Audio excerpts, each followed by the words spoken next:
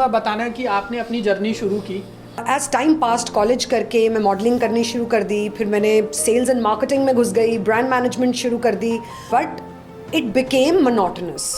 I don't feel satiated. मुझे ऐसे नहीं लग रहा था कि मैं सेटिस्फाइड हूँ इस काम से, मुझे कुछ और करना है, मुझे कुछ नया करना है। मेरे डैड जब भी प्रॉपर्टी लेते थे उसको इंटीरियर डिज़ाइन करते थे और बहुत खूबसूरती से करते थे, लोग बहुत पसंद करते थे। तो मुझे लगा कि ये एक लाइन है जो कभी करी जा सकती है। तब मैं इंटीरियर्स में घुसी 31 साल की उम्र में। अब इंटीरियर में मेरे पास ना कोई एम्प्लॉय था उस टाइम, ना मुझे कोई नॉलेज थी, कुछ नहीं। जो ये डिसीजन लाइफ में लेता है उसका भगवान होता है, और ऐसा ही हुआ मेरे साथ। जिंदगी में आपके भगवान एक जरिया जरूर भेजेगा। क्रिएटिविटी में, डिजाइनिंग में मैं अच्छी थी, वही मैं 3Ds में उतार लेती थी। वहां से मेरी जर्नी शुरू हुई। मुझे पूरा फार्म हाउस मिला, गोवा के भी सारे प्रोजेक्ट्स मुझे दे दिए। मैं 3-4 साल तो गोवा में ही बिजी हो गई। Professionalism is the first thing that comes. छोटे काम से शुरू करो, छोटे को बड़ा करो, 4 लोगों को साथ जोड़ो। तो जैसे हम केली वेस्लर की बात कर रहे थे, वो हर एक प्रोजेक्ट में क्लाइंट को क्लैरिटी में बताओ कि 15% मतलब 15%। सर, अगर आप बिजनेस में भी चोरी चकारी कर रहे हैं, you can not survive in the market. जो दूसरों का वो देख रहे हैं वही थोड़ा बहुत आगे पीछे करके जाके क्लाइंट को एक्सप्लेन कर देते। ये मेरा थॉट है। In my definition that is not designing. मतलब वो 90 लाख से ऊपर जन्म ले चुका है। So number 9 is a number of spirituality. It is a number to not be connected with materialistic things and people of the world. नमस्ते दोस्तों, पीडीआर के एक और अमेजिंग एपिसोड में आपका स्वागत है। और आज के हमारी स्पेशल गेस्ट हैं श्रुति शोधी। आज हम बात करने वाले हैं इंटीरियर डिजाइनिंग के बारे में। इंटीरियर डिजाइनिंग एक ऐसी चीज है जहां पर आपकी सिर्फ और सिर्फ क्रिएटिविटी ही देखी जाती है कि आप अपने प्लेस को कितना क्रिएटिवली सजा सकते हो। और आज की स्पेशल गेस्ट श्रुति शोधी बहुत खूबसूरती से इसके बारे में हमें बताएंगी। अगर इंटीरियर डिजाइनिंग की बात करूं तो श्रुति मैम की जो यूएसपी रही है वो क्वालिटी एंड सस्टेनेबिलिटी रही है। जहां क्वालिटी और सस्टेनेबिलिटी की बात होती है तो मुझे एक ब्रांड याद आता है प्लाईवुड का, जिसका नाम है एडवांस प्लाई, जो हमेशा से zero emission, fire resistance, water resistance जैसी क्वालिटी फुल प्लाईवुड बनाता है और आज मार्केट में बहुत ही गेम चेंजर रोल प्ले कर रहा है। वो आज के हमारे इस पॉडकास्ट के स्पॉन्सर भी हैं और आज के इस एपिसोड में हम लोग क्रिएटिविटी को बहुत डिटेल में एक्सप्लोर करेंगे। पॉडकास्ट को एंजॉय कीजिए, एपिसोड को एंजॉय कीजिए, जस्ट गेट इन टच। मैं चाहूंगा बताना कि आपने अपनी जर्नी शुरू की एंड मुझे जैसा कि जब हम लोग लास्ट टाइम बैठ के बात कर रहे थे आपके साथ, तो आपने मुझे बताया कि आप मॉडलिंग भी कर चुकी हैं। बिल्कुल। एंड मॉडलिंग से फिर आपको लाइक इंटीरियर डिजाइनर में कैसे इस तरफ की जर्नी रही, उस बारे में जानना चाहता हूँ। मैं शुरू से ही बहुत क्रिएटिव थी और स्कूल कॉलेज डेज से ही बहुत ज़्यादा प्लेज में पार्टिसिपेट करना, बहुत पोइट्री लिखनी, स्केचेस करने, थिंग्स क्रिएशंस में मेरा बहुत ज़्यादा इंटरेस्ट था। मेरे डैड जब भी प्रॉपर्टी लेते थे उसको इंटीरियर डिज़ाइन करते थे और बहुत खूबसूरती से करते थे, लोग बहुत पसंद करते थे। तो मुझे लगा कि ये एक लाइन है जो कभी करी जा सकती है, पर उसके बारे में मैंने ज़्यादा ध्यान नहीं दिया। फिर एज टाइम पास्ट कॉलेज करके मैं मॉडलिंग करनी शुरू कर दी, फिर मैंने सेल्स एंड मार्केटिंग में घुस गई, ब्रांड मैनेजमेंट शुरू कर दी। तो एक जर्नी शुरू हो गई, बट इट बिकेम मोनोटोनस। बार बार वही सेलू वाला काम करना, चीजें बेचना, ब्रांड मैनेजमेंट करना, मतलब लाइफ में एक स्ट्रगल फील हो रही थी। आई डेंट फील सेशिएटेड। मुझे ऐसे नहीं लग रहा था कि मैं सेटिस्फाइड हूँ इस काम से, मुझे कुछ और करना है, मुझे कुछ नया करना है। तो आई डिसाइडेड कि इंटीरियर्स क्यों ना करूँ। मेरा शुरू से क्रिएटिविटी में इतना ध्यान है और मैंने जस्ट सडनली एक दिन मैं उठी और मैंने बोला कि मैं इंटीरियर्स करूंगी। मेरे को कोई इंटीरियर की नॉलेज नहीं, कुछ नहीं, और काफी टाइम से मैंने अपने करियर में स्ट्रगल भी देखी थी। लाइफ किसी की इजी नहीं होती। एवरीबडी जो भी, अब मैं सेल्फ मेड हूँ आज की डेट में, तो आप ये भी कह सकते हैं कि मैं नीचे से उठी हूँ। मेरे डैड ने मुझे कभी भी सपोर्ट नहीं किया, वो बिजनेसमैन नहीं थे, मर्चेंट नेवी में थे। तो वहां से जब लाइफ की एक करियर चेंजेस में, मॉडलिंग से लेके ब्रांड मैनेजमेंट से लेके सब में स्ट्रगल शुरू हुई, तब मैं इंटीरियर्स में घुसी 31 साल की उम्र में, 31 की उम्र में। और तब मैंने ये डिसाइड किया कि मैं इंटीरियर्स करूंगी और मैंने सबको बोलना शुरू कर दिया कि मैंने इंटीरियर का बिजनेस कर लिया। अब इंटीरियर में मेरे पास ना कोई एम्प्लॉय था उस टाइम, ना मुझे कोई नॉलेज थी, कुछ नहीं। It's about confidence, it's about how you carry yourself. I decided मुझे इंटीरियर करना है और मैं अच्छा करूंगी। I will give in my best shot. और जो ये डिसीजन लाइफ में लेता है उसका भगवान होता है, और ऐसा ही हुआ मेरे साथ। जिंदगी में आपके भगवान एक जरिया जरूर भेजेगा। मेरे जानने वाले थे, उनका बहुत बड़ा फार्म था अंसल में, उन्होंने बोला आप हमारा घर डिजाइन करो श्रुति। कभी ये नहीं पूछा क्या काम किया क्या, उनको भी पता था मेरा स्टार्टिंग का काम है और मुझे इसके बारे में अभी कोई नॉलेज नहीं है। तब मैंने एक 3D विजुअलाइजर रख लिया। विजुअल मेरे थे क्योंकि मैं क्रिएटिव हूँ, हर एक इंसान की एक नैग होती है, कोई कोई डॉक्टरी में अच्छा होता है, कोई डांसिंग में अच्छा है, ठीक है, I am creative as a person. तो क्रिएटिविटी में, डिजाइनिंग में मैं अच्छी थी, वही मैं 3Ds में उतार लेती थी। तो वहां से मेरी जर्नी शुरू हुई, मुझे पूरा फार्म हाउस मिला और उसके बाद there was no looking back, क्योंकि उनका फार्म हाउस इतना अच्छा डिजाइन हुआ कि उन्होंने अपने गोवा के भी सारे प्रोजेक्ट्स मुझे दे दिए। मैं 3-4 साल तो गोवा में ही बिजी हो गई।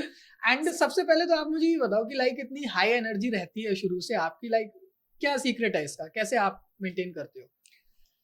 High energy, see life is very competitive. दुनिया में या दो टाइप के लोग होते हैं, या तो आप प्रे हो या प्रेडेटर हो। तो जिंदगी में अगर आज के जमाने में आपको कंपटीशन सर्वाइव करना है तो एक लेवल ऑफ एनर्जी चाहिए। बट आप ये नहीं भूल सकते आप कहां से उठे हो, आपका व्यवहार लोगों के साथ कैसा है, ये बहुत मैटर करता है। राइट। आप जिंदगी में जितने ऊपर उठ जाओ, ऊंचे वालों के साथ तो आपका अच्छा व्यवहार होगा, पर आपकी असली कदर, आप कैसे इंसान हो, कितने अच्छे इंसान हो, ये तब गैदर होता है जब किसी छोटे को आप किस लेवल पे डील करते हो। तो your character, over that spirituality, भगवान, उनमें मेरा हमेशा विश्वास रहा है। भगवान ने हमेशा मुझे लाइफ में, मैंने प्रे करा है और डायरेक्शन दी है।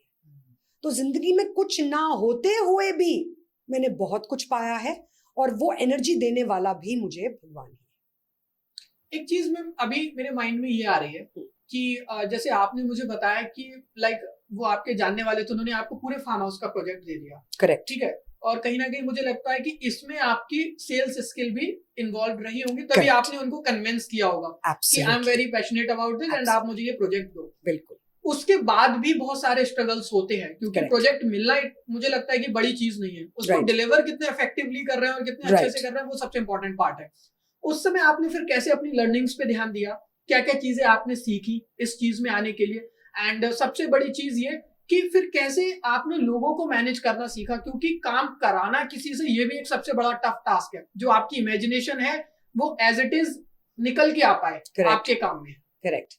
अब डिजाइनिंग सबसे आसान काम है, अब मैं क्रिएटिव हूं, मैं कुछ भी डिजाइन कर लूंगी। उसकी एग्जीक्यूशन, राइट, उसका फाइनेंस, क्लाइंट को कैसे कन्विंस किया जाए, एक डिजाइनर को बहुत कुछ करना पड़ता है, क्योंकि एक डिजाइनर के पास जरूरी नहीं स्टार्टिंग में पैसे हो कि अकाउंट्स भी रख ले, HR को भी रख ले, PR वालों को भी रख ले, सब कुछ सोशल मीडिया अपने आप हैंडल करना होता है। अब ये मैजिक नहीं है, ये आता है विद एक्सपीरियंस। मैं चाहती हूं जो भी ऑडियंस हैं, अगर वो इंटीरियर को परस्यू करना चाहते हैं, कुछ क्रैश कोर्सेज करें, थोड़ा स्टडी करें। आजकल बहुत ज्यादा मैगजीन्स भी आ गई हैं जो इन चीजों के बारे में बता रही हैं। नाउ डिजाइन एग्जीक्यूशन में जो चैलेंजेस मुझे फेस करने पड़े वो इस लेवल पे है कि डिजाइन तो मैंने कर लिया, डिजाइन दिखा भी दिया, but you have to have project partners. किसी फ्रीलांसर के साथ जुड़ गए जिसको थोड़ी नॉलेज हो, ठीक है, पहले आया पिच करने के लिए, सो स्किल पिचिंग की भी होनी चाहिए, मार्केटिंग भी उतनी ही जरूरी है। वो आपका तब हो सकता है जब आपका खुद में विश्वास हो कि आपने ये डिजाइन करा है और ये बहुत अच्छा लगेगा। So it's the confidence, it is the focus, it is the will that takes you through every challenge. Once आपने क्लाइंट ले लिया, आप इंटीरियर तो ऑलरेडी कर रहे हो, उसकी डिजाइनिंग आप सारी कर रहे हो, पर उसकी एग्जीक्यूशन में you have to work with people. आप कॉन्ट्रैक्टर भी उठाओगे ना। आप सपोज करो आपके पास ड्राइंग वाला नहीं है आज की डेट में, जैसे मेरे पास ड्राइंग वाला नहीं था और ना मुझे ड्राइंग्स की इतनी नॉलेज भी थी उस टाइम, तो मैंने फ्रीलांसर्स जिनको एक्सपीरियंस होता है और फ्रीलांस आर्किटेक्ट्स, उनके साथ कोलैबोरेट करके काम करना शुरू किया।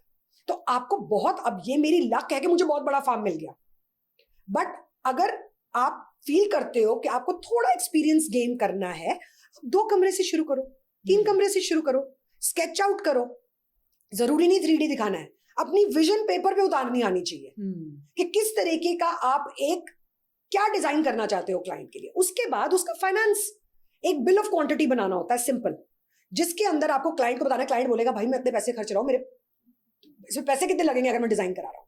ये तो बहुत इंपॉर्टेंट फैक्टर है, उसके बिना तो आपको काम नहीं मिलेगा। उस केस में आप मार्केट रिसर्च करो कि आप लगा क्या रहे हो, पेंट क्या लगा रहे हो, उन वेंडर्स को कॉल करो, बिल ऑफ क्वांटिटी है, अपना 20% जोड़ना है, 25% जोड़ना है, 15%, क्लाइंट को बताओ मेरा ये है, ये कॉस्ट 15% की इसके अंदर इंक्लूडेड है और ये मैं आपका काम है और 3 महीने में कंप्लीट करके दूंगा। Never under commit, never over commit, never ask for less, never over charge. Balance is very important. अगर आप ये चीजें गड़बड़ करोगे, आप मार्केट में बिल्कुल भी सर्वाइव नहीं कर पाओगे. Right. Because everybody is educated, people are smart. आप कुछ टाइम तक निकलते जाओगे, उसमें गूफ अप्स भी होते जाएंगे. आपने क्लाइंट को 19 लाख का एस्टिमेट दिया, चलेगी कोटेशन 25 लाख पे, 50 लाख पे. Client will not tolerate. आपने एक बार चलो बच के निकल गए, 2 बार चले गए, फिर बोलेंगे यार इसके साथ काम ही नहीं करना. इसकी एस्टिमेशन कुछ और होती है और बिल मोटे मोटे बना के दे देती है. फिर वो रिकमेंड भी नहीं करेगा आपको कभी. Absolutely. Professionalism is the first thing that comes. छोटे काम से शुरू करो, छोटे को बड़ा करो, 4 लोगों को साथ जोड़ो. नहीं आता, साथ जोड़ो, उनसे सीखो. आप किसी चीज में तो अच्छे हो ना. आपने डिसाइड किया आपने बिजनेस करना है, आपने क्लाइंट को पिच कर ली, चलो डिजाइनिंग भी आपको आती है, जो चीजें मेरे में थी. जो चीजें नहीं आती उसके लिए 7 लोग जोड़ो, कॉस्ट डालो, क्लाइंट को क्लैरिटी में बताओ कि 15% मतलब 15% सर. कोई बचा नहीं, कोई बीच का नहीं, कोई चोरी चकारी. ये चीजें बाद में पता लग जाती हैं मार्केट में. फिर उस सिचुएशन में आप आगे जाकर, अगर आप क्लियर नहीं है, अगर आप जेन्युइन नहीं है, अगर आप बिजनेस में भी चोरी चकारी कर रहे हैं, you can not survive in the market. Competition भी बहुत है, कॉम्पिटिशन भी बहुत है, और काम करने वाले भी बहुत है. ये याद रखना चाहिए. स्टार्टिंग में आपके पास तो एक्सपीरियंस था नहीं, कभी ऐसा हुआ कि गलत कोड चला गया, या आप नहीं सही से एस्टिमेट लगा पाए कि हाँ इतना ही खर्चा होगा, या आपको अपनी तरफ से फिर. ऐसा होता है, ऐसा बहुत होता है. ऐसा तब क्यों होता है? ऐसा अभी भी होता है. मैंने इतनी हाई एंड प्रोजेक्ट की पूरी पैनलिंग ली. अब पैनलिंग का काम तो मैंने ले लिया, उनका आर्किटेक्चर वहां पे खराब हुआ था. सीलिंग की प्रॉब्लम, इसकी प्रॉब्लम, उसकी प्रॉब्लम. हमने पैनल लगा लिया, पैनल खराब होने शुरू हो गए. आर्किटेक्चर हमने नहीं किया, हमें हिस्ट्री नहीं पता. सीलिंग की प्रॉब्लम चल रही थी, दीवारें टेढ़ी बनी हुई थी. तो ये चीजें कई बार क्लाइंट को समझानी पड़ती हैं. वो तो ब्लेम आप ही पर डालेंगे ना, उन्होंने आपको पैसे दे दिए, आपने पैनलिंग करा दी. बट आप उनको बोलोगे कि भाई यहां तक हमारी रिस्पॉन्सिबिलिटी, इसके ऊपर नहीं है, इसका कोई रीजन है. तो अनफोर्सीन चेंजेस और नुकसान are a part of life.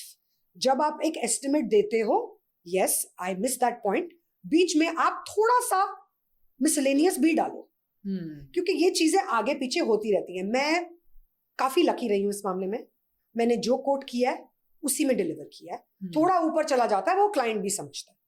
So I have never had that problem. But ये प्रॉब्लम्स आती है, जैसे अभी मेरे साथ ये पैनलिंग में आ गई. Okay. बहुत बड़ी बिलिंग थी, लैक्स की बिलिंग थी, और ऑब्वियसली क्लाइंट का भी नुकसान हो रहा है ना. पर क्लाइंट को समझना चाहिए कि ये गलती हमारी नहीं है.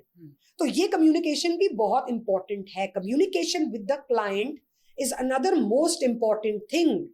वर्बल भूल जाते हैं सारे, written very important. Very important. जो प्रोजेक्ट करते हो उसका ग्रुप बनाओ. ओके. अगर मैंने ये सैंपल दिखाया क्लाइंट को आज कि ये सैंपल है, ये पर्दे का सैंपल है, ये इसका सैंपल है, मैंने मूड बोर्ड दिखाया, बड़ा पसंद आया, साइन करवाओ.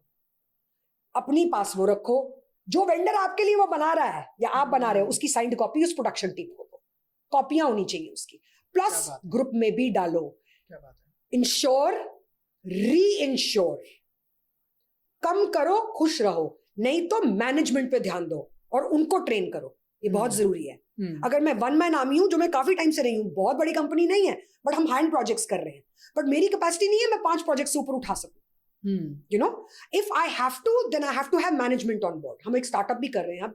We're launching another furniture company also. अरे वाह. But fact is, you have to decide where to stop. कौन सा क्लाइंट लेना चाहते हो और कैसा काम उठाना चाहते हो. ये एक सीनियरिटी पे आता है, जब आपको एक एक्सपीरियंस हो जाता है. तो बहुत इंपॉर्टेंट है वो लेवल पे आप कब पहुंच सकते हो, जब आप कम्युनिकेट करते हो इफेक्टिवली. राइट. और वो सब रिटन में होना चाहिए. आपके कॉन्ट्रैक्ट्स, आपका टाइमलाइन, आपका सब कुछ रिटन डॉक्यूमेंटेशन में. आपके कॉन्ट्रैक्ट्स जब कंपनी शुरू करते हो ना, सबसे पहले होना चाहिए आपके कॉन्ट्रैक्ट्स तैयार होना चाहिए. कम्युनिकेशन सही होना चाहिए, और communication backed up by written. Okay, client से ओके लो, ओके कर दिया, ठीक है, आपने ओके लिया रिटन में, नहीं मैम, ओके मेल डालो, ओके, ताकि हर एक चीज में कल को बोले कि ये सैंपल हमने तो सिलेक्ट ही नहीं किया था. नहीं सर, बिल्कुल सिलेक्ट किया था, आपका साइन है मेरे सैंपल पे, ये है आपका साइन, ये सैंपल है, और आपका ओके भी आया. ये कम्युनिकेशन इफेक्टिव रहेगी तो कभी गड़बड़ नहीं होगी. प्लस जिस दिन क्लाइंट आपके पास वॉक इन करता है और बैठता है और अपनी रिक्वायरमेंट बताता है, और आप उसको डिजाइन करके देते हो, 2 महीने के बाद बोलता है भाई मेरे को तो ऐसा चाहिए ही नहीं था डिजाइन. वेरी इंपॉर्टेंट, आपका एक फॉर्म होना चाहिए. रिक्वायरमेंट क्या है, बैठो, समझो, 2 घंटे लगाओ, 4 घंटे लगाओ, उसके बाद डिजाइनिंग में कम टाइम लगेगा. सो ये चीजें बहुत जरूरी हैं. क्लाइंट के साथ शुरू से ही clear effective communication will only get you so far.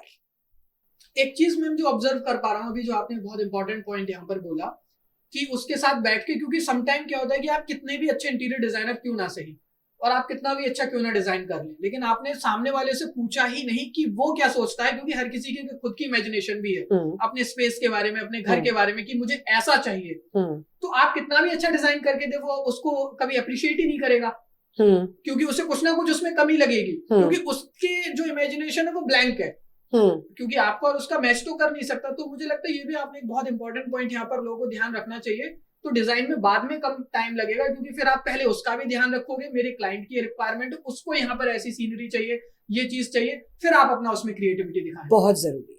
In a meeting you need to know. Client बोलेगा नहीं नहीं आप देख लो कैसे है हमारी जॉब, नहीं सर आपको क्या चाहिए, चलो कोई बात नहीं, थोड़ी मैगजीन्स दिखा दो, पिंटरेस्ट पे चले जाओ, एक स्टाइल बता दो। अब मैं जैसे डिजाइन करती हूँ, मेरा एक स्टाइल है, क्लाइंट देख के मेरे पास ऑलरेडी आता है, तो क्लाइंट मुझे बोलता है भाई हमारे को ये स्टाइल पसंद है आपका, अब इसमें डिजाइन कर दो, तो बात ही क्लीन हो गई कि उन्होंने बता दिया ऑलरेडी कि आप जैसे कुछ डिजाइनर्स होते हैं वो क्लासिक डिजाइन करते हैं, कुछ होते हैं जो मॉडर्न कंटेम्प्रेरी करते हैं। अब मेरा एक सर्टन स्टाइल है, तो क्लाइंट मेरे पास उस स्टाइल के लिए आ रहा है, अपना घर उस स्टाइल में डिजाइन कराने के लिए, तो वहां पर ज्यादा कम्युनिकेशन गैप नहीं होता अनलेस क्लाइंट सेज कि यार यहाँ थोड़ा ये ट्विस्ट दे देना, यहाँ ये कर देना, आपने ये किया मुझे बहुत अच्छा लगा, पर मुझे इतनी ट्रिम्स नहीं चाहिए वॉल पे, मेरे को तो पैनलिंग चाहिए। कुछ कुछ चीजें बहुत इंपॉर्टेंट होती है, but client normally comes to you जब उसको लगता है कि आपका डिजाइन स्टाइल जो है, जैसे आप साइट एग्जीक्यूट करते हो, उसकी डिजाइन सेंस के साथ बहुत मैच करता है, और वही चाहता है कि वो आप उसका घर डिजाइन करो। बट अगर क्लाइंट कह रहा है ब्लैंक है बिल्कुल, हमें तो समझ नहीं है, आपके डिजाइन देखे अलग अलग कर रहे हो, आप इतने अच्छे हैं, चलो सर आपका भी अलग ही करेंगे, आप बताओ आपको क्या चाहिए। तो ये बहुत इंपॉर्टेंट चीज है क्लाइंट से समझना। राइट। एंड मैम अभी एक इंपॉर्टेंट फैक्टर तो आपने क्लियर कर दिया कि लाइक इफेक्टिवली कम्युनिकेट करना आना चाहिए विद द क्लाइंट्स, लेकिन डिजाइनिंग में और इस तरीके के कामों में एक और सबसे इंपॉर्टेंट चीज होती है कि जो आपके साथ लाइक लेबर एक टाइप से हम बोल सकते हैं, जो काम करेंगे आपका, क्योंकि आप वो तो प्रोफेशनल हैं, आर्किटेक्चर होगा चाहे डिजाइन करें, जितना जो एडवांस काम करेंगे, फिर उनसे आप कैसे डील करती हो, कैसे काम निकलवाती हो, क्योंकि वो बहुत टफ काम है। सपोज आपने कोई प्रोजेक्ट उठाया, मेन टाइम पर वो रिस्पॉन्ड नहीं कर रहा है, ये एक प्रॉब्लम आ जाती है कि आपका बंदा मतलब गायब है एकदम से, इस चीज से आप कैसे डील करती हो और वहां पर कैसे अपने टेम्पर को लाइक। वेंडर प्रॉब्लम्स बहुत हैं और मैं आपको बता नहीं सकती, कोविड टाइम और से थोड़ा बाद में जब हम रिकवरी में थे, वेंडर्स ने इतना परेशान कर दिया, इतना परेशान कर दिया कि मुझे एंजाइटी प्रॉब्लम शुरू। अरे बाप रे। कि क्लाइंट्स के इतने पैसे लगे हुए हैं, इनकी डिलीवरी नहीं आ रही और वो फंसे हुए हैं क्योंकि उनके पैसे आगे लेबर को चले गए, तो सारे एक साइक्लिकल चेन के अंदर फंस गए। So this is a very very major problem कि वेंडर कौन सा लेना है।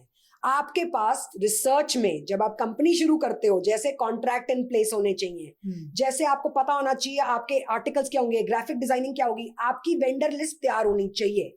और ये नहीं हो सकता कि आप मुक्की ना खाओ।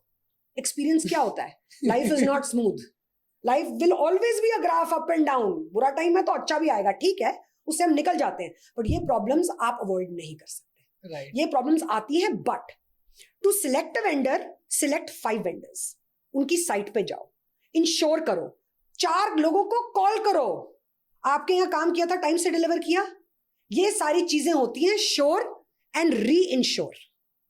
सो आप ऐसे नहीं, अच्छा भाई इनका तो अच्छा लगा, हाँ कॉन्ट्रैक्ट भी सही आया, ठीक है, पता लगे अनप्रोफेशनल है, 4 लोगों का काम चेप के आपको भेजा हुआ था, आपको क्या ऑथेंटिसिटी पता उस इंसान की। नौकरियों में भी आजकल जो अप्लाई करते हैं, कितने लोग हमारे पास हायर हो जाते हैं जिनकी कोई क्वालिफिकेशन ही नहीं होती, उन्होंने फेक रिज्यूमेस बनाए होते हैं।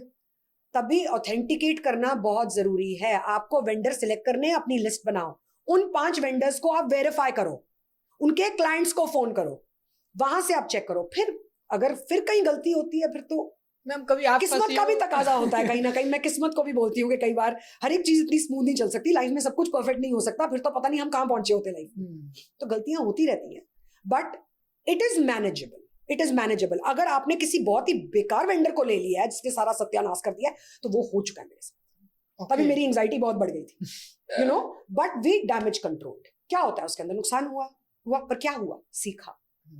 नुकसान से इंसान सीखता है। आपका नुकसान हुआ, मैं कैसे सीखूंगी, मैं काम करूंगी। एक होती है एजुकेशन, एक होता है एक्सपीरियंस। एक्सपीरियंस वाला एजुकेशन वाले से बेटर होता है। मेरे पास आज कंपनी है, मेरी कोई एजुकेशन नहीं है, पर मैं सारे एजुकेटेड लोगों को सिखा रही हूँ आज की डेट में। राइट। क्यों? क्योंकि मेरे पास एक्सपीरियंस है 10 साल जो उनके पास नहीं, वही लेने वो मेरे पास आ रहे हैं।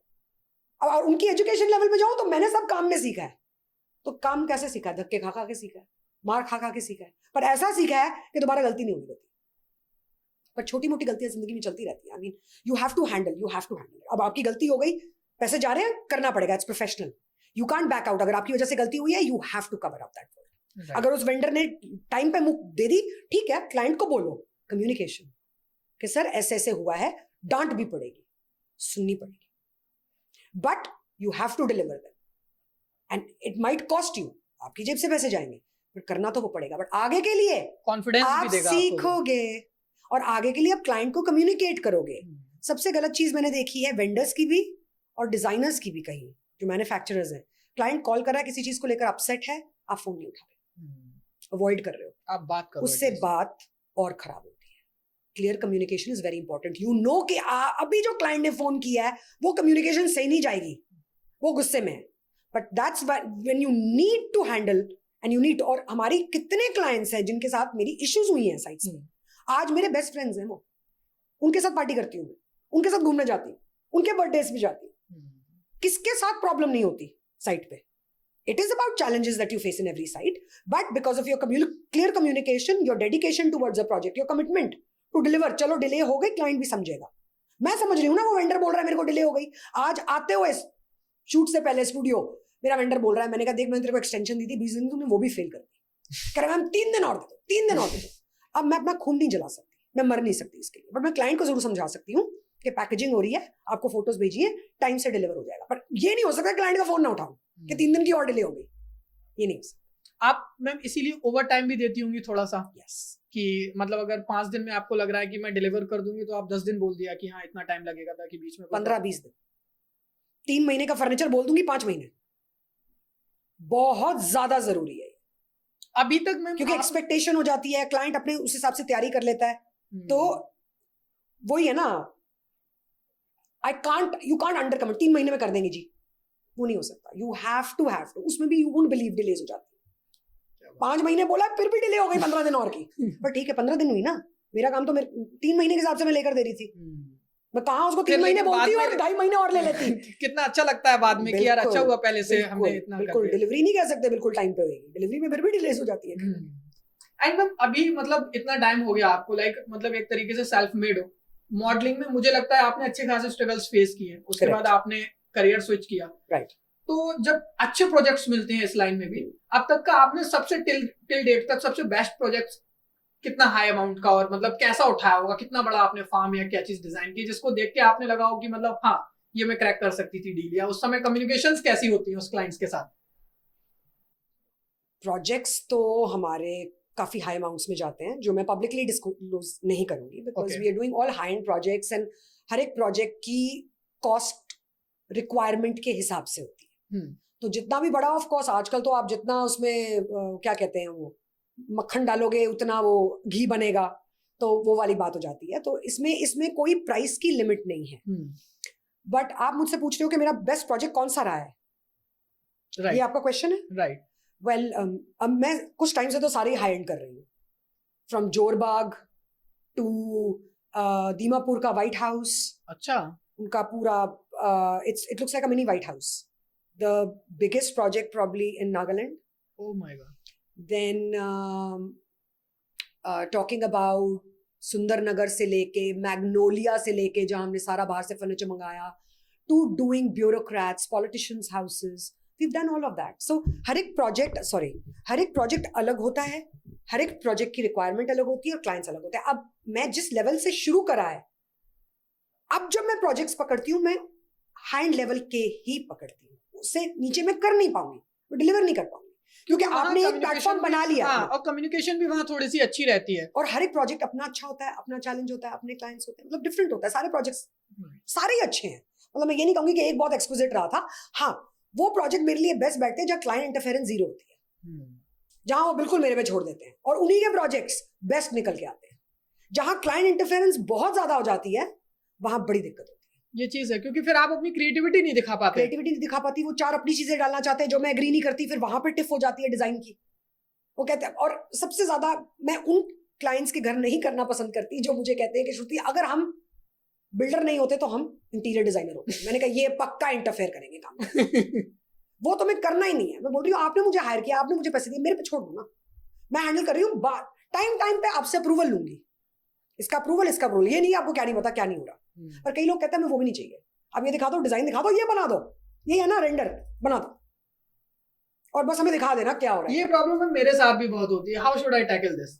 मतलब मैं समटाइम ऐसा हो जाता है, मेरे माइंड में कोई विजुअलाइजेशन चल रही है, कोई कैंपेनिंग को लेके चल रही है, लेकिन सामने वाला मुझे पता है कि उतना इफेक्टिवली काम नहीं करेगा, क्योंकि मैं ऑलरेडी पहले कर चुका हूँ और मैंने देखा भी है कि इस तरीके से वहां पर कैसे कम्युनिकेट करना चाहिए, कैसे डील करना चाहिए कि मैं मतलब इस चीज को समझ पाऊं कि हाँ, मैं मेरे माइंड में जो कैंपेनिंग की प्लानिंग चल रही है, जो एग्जीक्यूशन चल रहा है, जो मैं चाहता हूँ इस तरीके से डिलीवर हो, हमारी ब्रांड इमेज मार्केट में जाए इस तरीके से, वहां पर कैसे फिर करना चाहिए मुझे deal?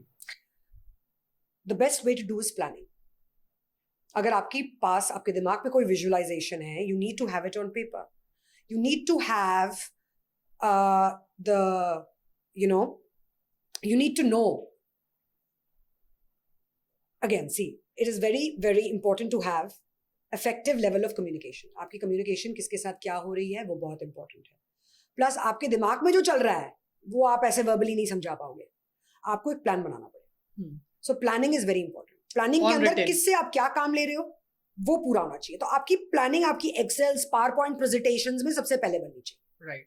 So this is a very, very important factor for any project execution. हम भी तो पीपीटी बनाते हैं, मैं सीधा 3D थोड़ा बनाती हूँ. जब मुझे प्लानिंग करनी है इस प्रोजेक्ट की और मेरे दिमाग में एक चल रहा है कि मेरे को ये डिजाइन करना है, तो उसका मैं विजुअल क्रिएट करूंगी. मैं एक मूड बोर्ड बना लेती हूँ. ये सोफा, ये चेयर, ये हमारा बनाया हुआ सोफा है, अच्छा ये इसके अंदर बहुत फिट होगा, ये तो ये मैं विजुअल डिस्क्रिप्शन देती हूँ अपने 3D design. So there is a process to be followed. फिर जो दूसरी टीम है जो लेआउट कर रही है, उनके साथ मैं काम कर रही हूँ लेआउट्स पे. तो मुझे पता मेरी डिजाइन विजुअलाइजेशन ही है, मेरा लेआउट कैसा होगा यहाँ पे. अच्छा, क्लाइंट के 4 बच्चे हैं, मदर फादर, फैमिली रूम भी चाहिए, उनकी रहने की क्या रिक्वायरमेंट है, कैसे कौन कहाँ रहता है, दिन में मूवमेंट कहाँ रहती है, वर्क फ्रॉम होम है, बाहर है, ऑफिस भी चाहिए, रिक्रिएशनल में क्या करते हैं, अच्छा बेसमेंट के अंदर ये भी बनाना है, बार भी बनाना है, ये सारी चीजें बनानी है, उनकी मूवमेंट कैसे होगी ये बनानी है, डिजाइन रिक्वायरमेंट, ये सारी प्लानिंग लेआउट्स पे होती है. तो मैं आप लेआउट डिस्कस करती हूँ अपने डिजाइनर के साथ कि ये लेआउट की 3 ऑप्शंस बनाओ, क्लाइंट से अप्रूव करवाएंगे. उसके बाद हम उस डिजाइन को फिट करेंगे और डिजाइन में भी 3 ऑप्शंस देंगे. वो डिजाइन में जब लेआउट एक बार सिलेक्ट हो गया, क्लाइंट को एक लेआउट दिया, 2 दिए, 3 दिया, उसने पहले वाला लेआउट सिलेक्ट कर लिया. उस लेआउट के बेसिस पे हमने उसको 3 ऑप्शंस डिजाइन की भी दी. उसमें से उसने एक डिजाइन सिलेक्ट कर लिया, उसमें कुछ चेंजेस हुए, वो फिर 3D में बनना शुरू होता. तो एक एक स्टेप की प्लानिंग होती है. From the time you meet the client to the time you do a contract with the client, site visit, measurements, then work has to be divided amongst different people. आज की date में बस couple of designers हैं. मुझे पता है 2 तरीके हैं इसमें काम करने के. एक है मैं एक डिजाइनर को 2 प्रोजेक्ट दूं, दूसरी डिजाइनर को 3 प्रोजेक्ट दूं और सारा कुछ उसके साथ कम्युनिकेट करूं. राइट? वो हो गई सीनियर लेवल डिजाइनर्स. एक होता है जूनियर डिजाइनर्स जो उनके नीचे काम करते हैं. तो मैं कम्युनिकेट करूंगी इस सीनियर डिजाइनर को, उसके नीचे हायरार्की होगी जो वो 2 अदर डिजाइनर्स को बताएगी. तो आज की डेट में मेरे साथ जो मेरा सीनियर आर्किटेक्ट और डिजाइनर है 8-8 साल से, तो उनके लेवल पे तो अभी कोई डिजाइनर नहीं हायर हो रहा, तो जो आता है उनके नीचे ही काम करता है. तो जब मैंने पहले कंपनी शुरू करी थी और मैं नए डिजाइनर्स हायर कर रही थी, तब मल्टीपल डिजाइनर्स थे और हर एक को मैंने प्रोजेक्ट दिए थे, सारे मेरे को रिपोर्ट करते थे. अब ऐसे नहीं होता. अब मेरे हायरार्की में सीनियर आर्किटेक्ट, सीनियर डिजाइनर है, वही दोनों मेरे को रिपोर्ट करते हैं, वो आगे टीम को हैंडल करते हैं. So there is a level of communication that you need to build. और आजकल तो यार बहुत सॉफ्टवेयर आ गए हैं इसके अंदर. मैनेजमेंट के अंदर आजकल बहुत सॉफ्टवेयर्स हैं जहां आप इंटीरियर डिजाइन प्रोजेक्ट को बैक करने से एग्जीक्यूशन लेवल तक आप कर सकते हो. There are plenty of companies who are helping you do this. जहां मैंने एक प्रोजेक्ट की जूनियर डिजाइनर ने सीनियर डिजाइनर को सबमिशन करी, उसने ओके किया, ग्रीन लाइट आ गई, ग्रीन लाइट आई, मेरे पास आ गया प्रोजेक्ट. नहीं तो रेड लाइट से वहीं से वापस चला गया कि भाई इसमें ये ठीक करके दे, फिर बॉस पड़ेगी. So these days there are ways to manage.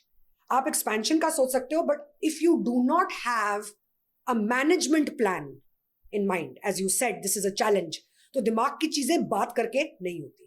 Everything has to be effectively communicated and channelized through different mediums. तो मैम ये चीज मुझे मुझे लगता है आज सबसे अच्छी है, क्योंकि मैं भी जब कभी अप्रोच करता हूँ ना, तो अब मुझे आगे से इस चीज का ध्यान रखना चाहिए कि जब मैंने उसको किसी भी कैंपेनिंग के लिए, प्लानिंग के लिए पिच किया और उन्हें समझ में आया, देन और छोटे छोटे पॉइंट्स पे पहले उसकी पीपीटीज बना के और उनसे फिर अप्रूवल लेके, हाँ इस तरीके से एग्जीक्यूट करेंगे, पहले शूट ये होगा, फिर ये डिलीवर करेंगे. वो चीज काफी इफेक्टिवली काम कर सकती है, हेल्प कर सकती है. बिल्कुल कर सकती है. और उसमें आप अपना टाइम भी बचाओगे, अपनी एनर्जी भी बचाओगे जो फालतू की वेस्ट जाएगी. आप ब्रीफ भी तमीज से दे पाओगे इंसान को, क्योंकि आपने जब लिखा तो वो जो दिमाग में तो सब क्लटर होता है ना थॉट्स का, आपने विजुअली उसको अपने दिमाग में क्लियर कर लिया, उसको जब रिटर्न में लिखोगे वो क्लैरिटी पेपर पे आ जाएगी। उससे आपको भी आसानी रहेगी और दूसरे को समझने में भी आसानी रहेगी। Very very important. And ma'am मतलब इंटीरियर डिजाइनर जो है आज के टाइम पर, खास करके पहले तो मैं नहीं कह सकता, लेकिन एक सबसे बड़ा रोल प्ले करते हैं आपकी लाइफस्टाइल में, एंड आपके चाहे ऑफिस स्पेस हो, चाहे घर का स्पेस हो, चाहे स्पिरिचुअल स्पेस हो।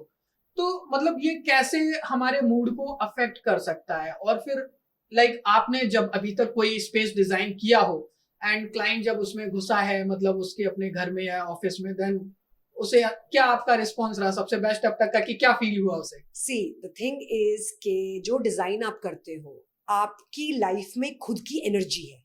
आप जो घर बना रहे हो, आजकल जो हम घर बनाते हैं वास्तु के हिसाब से बनाते हैं। अच्छा। बहुत। और क्लाइंट मुझे बोले मुझे वास्तु की जरूरत नहीं, मैं फिर भी उसको वास्तु देती हूँ। वास्तु क्या है? Vastu is about energy balancing. जैसे आप एक फील की बात कर रहे हो, एक वाइब की बात कर रहे हो, ये एनर्जी से आती है। एनर्जीज जब बैलेंस होती हैं, साउथ डायरेक्शन में व्हाइट पेंट, वेस्ट डायरेक्शन में ग्रे पेंट, ये चीजें भी बहुत इंपॉर्टेंट है लाइफ के अंदर, ये बैलेंस करती हैं। अगर कहते हैं मेरे, जैसे हमने घर लिया, वास्तु में वो घर सही नहीं था, और फैमिली वाले में खासकर the owner of the family, the head of the family बार बार बीमार पड़ रहा है, क्या हो रहा है? घर की एनर्जी बैलेंस नहीं है। घर की एनर्जी बैलेंस ना होने की वजह से सारी हेल्थ इश्यूज उस ओनर पे आ रही है या उसकी वाइफ पे आ रही है। फायर पोजीशन किचन की सही डायरेक्शन में नहीं है, पानी की पोजीशन ठीक नहीं है। These things are vastu. It all starts with vastu. Architecture और इंटीरियर में, from color scheme to everything, vastu का थोड़ा थोड़ा ध्यान रख कर ही होना चाहिए। वास्तु सीखा है कहीं से, या आपको कैसे इतना डीप नॉलेज? मतलब मुझे वास्तु की कोई नॉलेज नहीं, फ्रैंकली। वास्तु कर करके आ गया। मैंने भी अपनी टीम, जो मेरे एम्प्लॉइज भी आते हैं आज की डेट में, उनकी वास्तु ट्रेनिंग हुई है। आजकल के कोर्सेज भी बड़े एडवांस हो गए। हाँ। वास्तु पढ़ के आते हैं। आजकल क्लाइंट्स अपना वास्तु कंसल्टेंट साथ लेके आते हैं, और हम अपना कई बार कंसल्टेंट एनरोल करते हैं। अगर क्लाइंट बोलता है तो वास्तु के बारे में बहुत सीख गए। एक और चीज, लाइटर द कलर। आजकल क्लाइंट्स मांगते हैं पेस्टल कलर, सबको बहुत वाइब्रेंट नहीं चाहिए। आप सारी डार्क वॉल्स देखोगे घर के अंदर, भरा हुआ सामान देखोगे, प्रिंट्स देखोगे, जगह डिंजी लगेगी, जगह वार्म नहीं लगेगी, जगह लगेगी भरी हुई है और भारी लग रही है। तो लाइट कलर्स यूज करो, पेस्टल कलर्स यूज करो। कोई एक जगह को बनाओ बार, जहां पे आप थोड़ा डिंजी कर दो, वुडन डार्क लुक, ठीक है, जहां पर फ्रेंड्स आ रहे हैं, चिल कर रहे हैं, ऑल ऑफ दैट। बट आप सारा टाइम एक भारी घर के अंदर नहीं रह सकते, जहां टेबल पे मिरर लगा हुआ है, यहां पर तब तो लग्जरी की भी एक लिमिट होती है। स्ट्रेट लाइन भी लग्जरी होता है, जरूरी नहीं एक जगह को भर दिया तो वो लग्जरी हो गया। तो वाइब किस तरीके से क्रिएट की जाती है? फॉर एग्जाम्पल, जैसे आपने ऑफिस का नाम लिया, ऑफिसेज अर्दी एनवायरमेंट में हो, ग्रीन ऑफिसेज हो, बोटैनिकल हो, अपने आप प्रोसेसिंग चल रही हो पानी की, वास्तु, वायु, I mean these all things matter. Ventilation कैसी है, सन कितनी देर किस साइड पे रहता है, वहां विंडो आनी चाहिए, बिल्कुल। सारे घर को लाइट मिलनी चाहिए, सन यहां से घूम के कहां जाएगा? ये आर्किटेक्चर के एस्पेक्ट्स हैं। सपोज मैंने एक लैंड देखा, वहां पेड़ इस जगह पर है, इस जगह है नहीं, चलो उगा देंगे, पर जिस जगह बड़े पेड़ हैं वहां विंडोज क्यों नहीं? बिल्कुल होनी चाहिए। आप अपना आर्किटेक्चर संवार रहे हो, अब ये देख रहे हो अंदर जो बंदा रह रहा है उसको उन पेड़ों की जरूरत है। मैं एक बहुत इंपॉर्टेंट फिलॉसफी पे बहुत ज्यादा एम्फसाइज करती हूँ, bring the without with in. तुम अंदर घर पेड़ पौधे लगाओ, बट भाई तुम्हारी एनवायरमेंट इतनी सुंदर है, उसको तो लाओ, बड़ी बड़ी विंडोज लगाओ। It is very important to have green effect, जैसे आपने अपने सेटअप पे भी आज लगाया हुआ है, बहुत अच्छा लग रहा है ये। तो उस तरीके से green environment is very healthy. आजकल आप देख रहे हो लोगों को इतना स्ट्रेस है, लोग घर से काम करते हैं, बाहर जाते हैं, मेंटल इश्यूज कितनी हो रही है। Mental health is very very important. How do you achieve a good mental health? By designing a house which is good with energy, good उसकी वाइब्स है, ग्रीन इफेक्ट है, अर्दी मटेरियल से बना है, जो आपकी सोल को सूट करता है। आपके लिए क्या वो एनवायरनमेंट एक कोहेसिव बन रही है, तो आपको वो खुद से देखना पड़ेगा। इंटीरियर वाला क्रिएट करेगा वाइब आपके लिए, क्लाइंट को नहीं पता होता तो हम करते हैं ये चीज। बट एज अ लेमैन, मैं अपना घर बना रही हूं, मुझे पता होना चाहिए आज की डेट में क्या फैक्टर्स इंपॉर्टेंट है मेरे लिए। मुझे खाली डिजाइन के अंदर नहीं रहना, मुझे इस घर के अंदर जिंदगी जीनी है। तो I have to spend effectively on that design. Sorry, I am going to take water. It's okay. Also लोग जो मैंने देखा है, जो एक चीज घर करते हुए आई है कि लोग घर में पैसा नहीं खर्चना पसंद करते, जहाँ उनके बीवी बच्चे बड़े होते हैं, जहाँ उनके माँ बाप रहते हैं, पर बाहर लग्जरी 4 गाड़ियां खड़ी होंगी, अंदर पैसा नहीं लगा। बहुत ही गलत सोच है, पेनी वाइज पाउंड फुलिश। आपको अपनी लाइफ के अंदर एक एनवायरनमेंट क्रिएट करनी है, और वो आपका घर परिवार ही लाता है, घर और परिवार। सो इट इज वेरी इंपॉर्टेंट कि आप जो एनवायरनमेंट अपने घर के अंदर क्रिएट कर रहे हो वो सोबर हो, वो अच्छी हो, एक सुंदर सा मंदिर हो नॉर्थ ईस्ट डायरेक्शन में, फायर आपकी सही जगह पर हो, वायु नॉर्थ ईस्ट में पूजा होती है, वहां पर आप अपना ये झाड़ू पोछे इन चीजों का सामान ना रखें।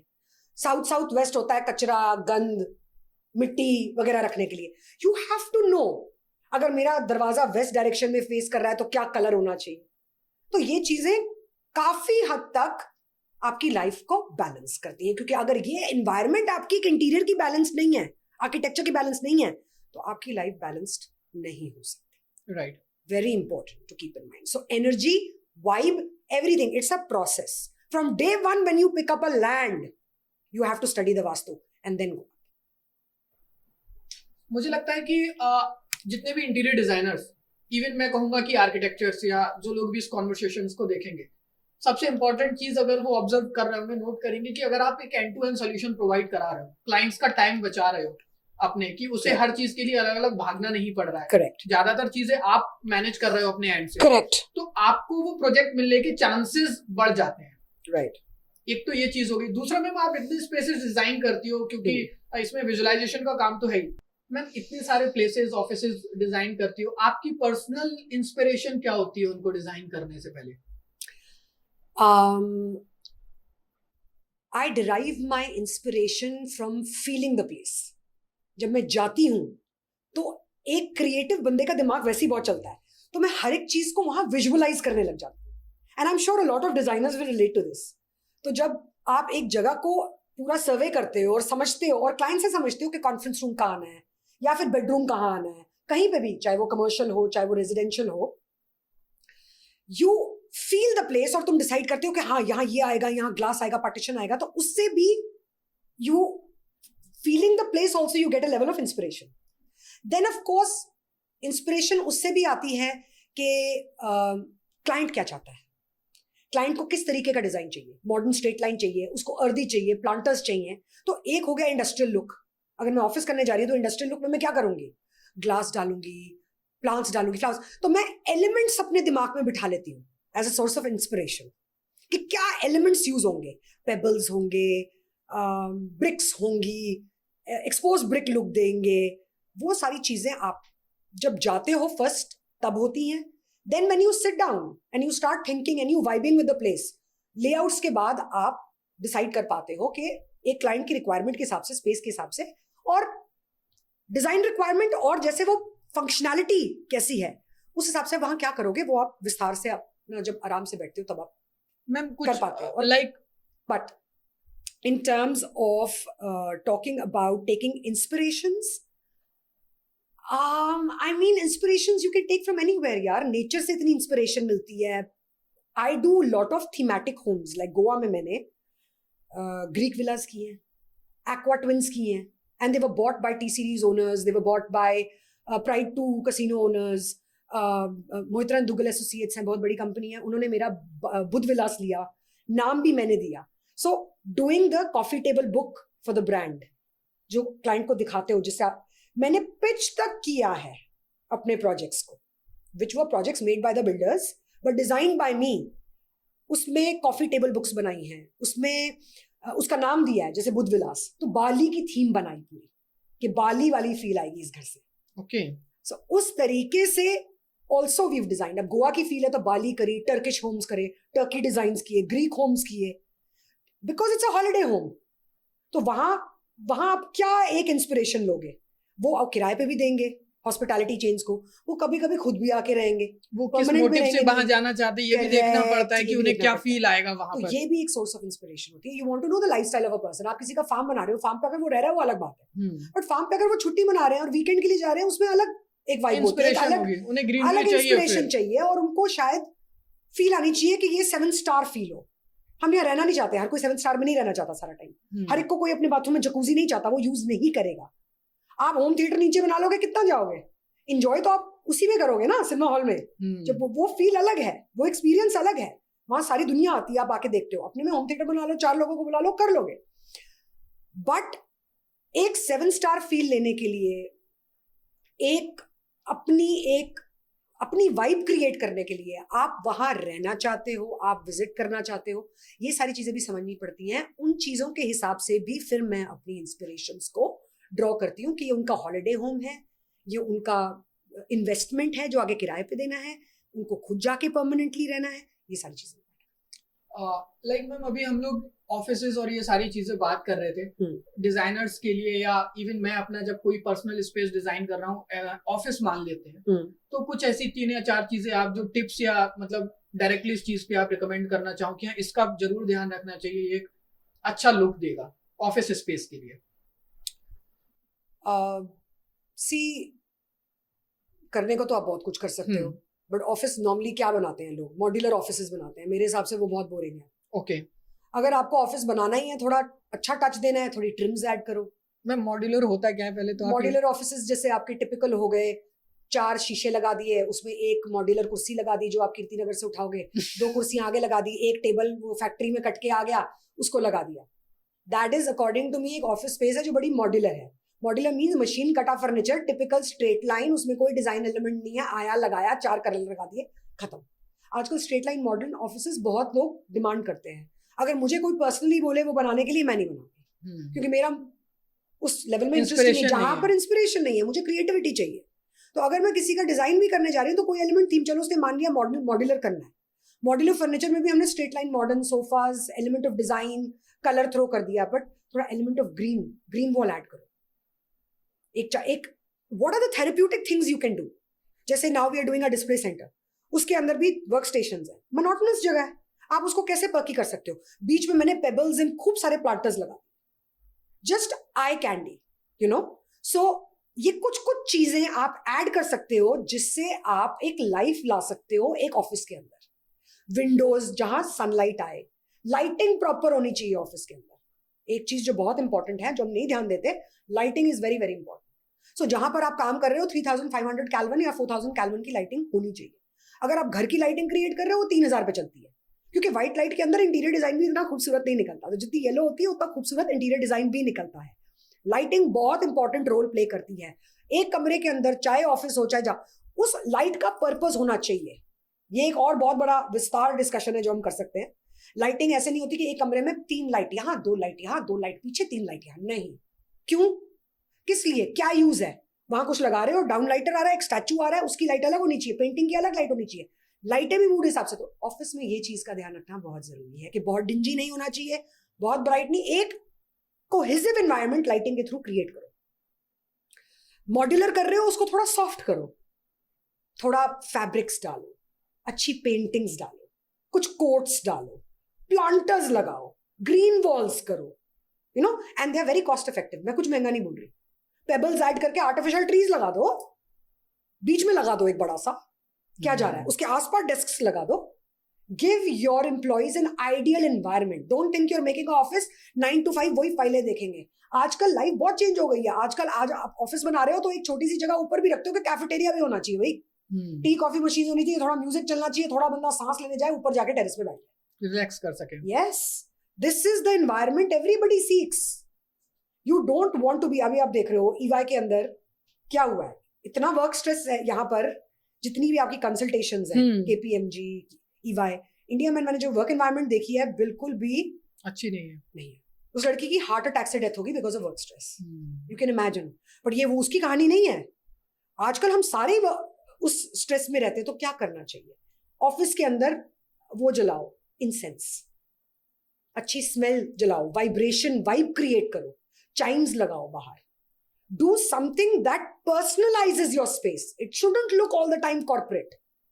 लोगों को मन भी करे कि ऑफिस जा रहे हैं, उन्हें एक फील आना चाहिए, फील आना चाहिए कि ये मेरा कॉर्नर है, ये मैंने एक शेल्फ बना दिया, मेरे लिए बना है, जहां मैं अपनी किताबें वगैरह कुछ रिक्रिएशन की थिंग्स कर, मैं लंच के में जब आधे घंटे की ब्रेक लूंगी तो मैं किताब ले जाके पढ़ लूंगी, अपने कॉर्नर में बैठ जाऊंगी, कॉफी का मग लूंगी आराम से। तो लाइक मैं you have to create that vibe in office. आपके लिए लाइक अपने इंडिया का ही मैं मान के चलता हूँ, कोई सबसे बड़ी एमएनसी अप्रोच करती है, आप उनके लिए डिजाइन करो, तो आप उनके एम्प्लॉयज के लिए, आप उस एमएनसी के लिए क्या चीजें ध्यान में रखोगी कि लाइक इस तरीके से मैं एक अच्छी वाइब क्रिएट कर सकती हूँ वहाँ? आजकल रिसाइकल्ड सामान पे, सस्टेनेबिलिटी पे बहुत ध्यान है. Okay. I would like to create some products to recycle. earthy products. जैसे हमारा क्रॉप्स कटती हैं, कुछ कटती हैं, उनसे भी आइटम्स बन सकती है, लैम्प्स बन सकते हैं, थिंग्स बन सकती हैं. You can do something amazing. Plus I would ideally add a very earthy environment for that space, very green environment for that space, very self-sufficient environment. आजकल यही ट्रेंडिंग है. And it is very important for your employees to give them that environment. अगर कल को मेरे पास MNC भी आ रही है, उसके कॉर्पोरेट एनवायरनमेंट को हम कितना रिलैक्स कर सकते हैं through the interior vibe, through the interior schemes, colours, वो सब चीजें I will pay attention to. And आपको पता है कि ये ऑफिस या ये कॉर्नर एक एग्जांपल के लिए किसी अपर पोस्ट के पर्सन के लिए, लाइक सीईओ के लिए है या एमडी के लिए, उसके लिए आप कुछ अलग तरीके से सोचेंगे, फिर कुछ अलग तरीके से आप डिजाइन करेंगे कि हाँ इनका वर्क स्ट्रेस इतना रहता है, इनके आसपास ये चीजें होनी ही चाहिए जो इनको रिलैक्स फील कराएं. Absolutely. It is very important कि उनका वहां पे इंसेंस बर्न हो रहा हो. प्रॉब्ली उनके जो डेटीज हैं, उनके क्लोज हैं, या फैमिली लोगों की फोटोज हैं, वो तो सारे रखते हैं, बट यू इंश्योर कि these kind of things are there. Plus ये ना हो कि 4 लोग उनके सामने बैठे हो, एक डिस्टेंस हो, 4 लोग हो, उनके बीच में टेबल हो, तो पीछे वेटिंग हो, सारे लोग वहां ना बैठे, 2 अगर वहां बैठे तो 4 पीछे बैठे. एनवायरमेंट ऐसा क्रिएट किया जाए कि ऑफिस ना लगे, लाउंज लगे, एक लाउंज वाली फील आए. ब्राइट हो एनवायरमेंट, ब्राइट हो, ग्रीन हो, अच्छा इंसेंस का एक और एक एनर्जी क्रिएट हो रही है, you know. So these things you tend to do for clients who have high stress levels. एक बुक कॉर्नर बना दो उनका, you know, put their best books there. उनका एक वॉल पे फैमिली कोलाज हो जाए, छोटा मोटा, where he sitting on a horse riding और he is having a cigar, कुछ भी, एक मेमोरी पॉइंट ऑफ व्यू से. When you look at things you get lost sometimes, and it's good to do that because we've become robots. It is very important to personalize workspaces according to me these days. It's very very important.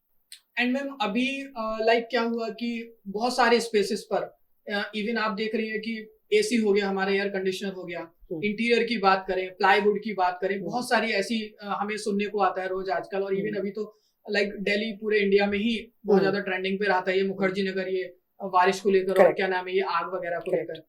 इन चीजों पर भी ऐसी कोई चीजें आ रही हैं कि जिससे हम इस चीज को मतलब अवॉइड कर सके, या हमारा जो इंटीरियर है या हमारा जो प्लाईवुड है जिनसे वो चीजें बनी है, लाइक फायर है, या वो उनसे जल्दी आग ना लगे, ऐसा कुछ भी पॉसिबल है कि आज के समय में? आज के समय में बहुत कुछ पॉसिबल है और इस चीज पे बहुत रिसर्च भी हो रही है और बहुत कुछ आ भी गया है. ओके. और जिन रीजंस की वजह से आग हो रही है, मेन जो रीजन बोला जाता है वो एयर कंडीशनिंग बोला जाता है. ओके. अब उस केस में क्या किया जा सकता है, those things have to be kept in mind. हमारी एक तो ग्लोबल वार्मिंग हो रही है, हमारे कंप्रेसर्स एसीज के आज की डेट में मानती है सारी कंपनीज इक्विप्ड ही नहीं है उस हीट को हैंडल करने के लिए. और हम क्या करते हैं, 24 घंटे चला देते हैं, ब्रेक नहीं देते. आपके एसी को अगर आपने कम से कम 2 से 3 घंटे की ब्रेक नहीं दी, फूक जाएगा, कुछ होएगा, आग लगे. होता है, पुराने एसीज भी हर साल थोड़ा हम एसी बदलते रहेंगे, 5-5 10-10 साल चलते हैं, एसीज भी खराब हो जाते हैं. First look at the company you are buying from, उनकी पोस्ट इंस्टॉलेशन सर्विसेज देखो, हर साल अपने एसीज की मेंटेनेंस कराओ, because ACs are a major cause for fire. ACs, coolers, all these things. Plus 2 से 3 घंटे चलाओ, आधे घंटे बंद करो. They are gadgets, they are machines, they get tired. ऊपर से क्या हुआ है, जो हो रहा है आज के टाइम में, मैं देख रही हूँ ग्लोबल वार्मिंग की वजह से climatic conditions are not fixed. अब अगर आप दिल्ली का ही हाल देख लो तो कितनी गर्मी पड़ रही है और कितने लंबे समय के लिए पड़ रही है, और सर्दी छोटी होती जा रही है. तो इस लंबे समय की गर्मी में डील करने के लिए ऊपर से global warming and high temperatures, आग लगेगी लगेगी. छोटी छोटी गलियों में 7-7 घर जुड़े हुए हैं, उनके अंदर पुराने एसीज लगे हुए हैं. So very very important to service your ACs, use them for 2 or 3 hours, give them half an hour break, हर साल उनकी सर्विस कराई जाए. और थर्ड ग्रेट एसीज नहीं लेने, लेटेस्ट टेक्नोलॉजी के बेस्ट. अभी भी हमारे टाइम पे, अभी भी इंडिया में बाहर हो चुका है ये इंडिया में कंप्रेसर्स नहीं आए हैं जो बिकने शुरू हुए हैं, जो फायर रेजिस्टेंट हो, जो इतनी हाई टेम्परेचर पे आग ना लगे। वो चीज पे अब नीड ऑफ द आवर है that government needs to put that into effect, that those ACs should be sold, that their compressors, उनके कंप्रेसर्स उस हीट को हैंडल कर सकें और आग ना लगे। तो ये एक बहुत इंपॉर्टेंट चीज है, पहली बात।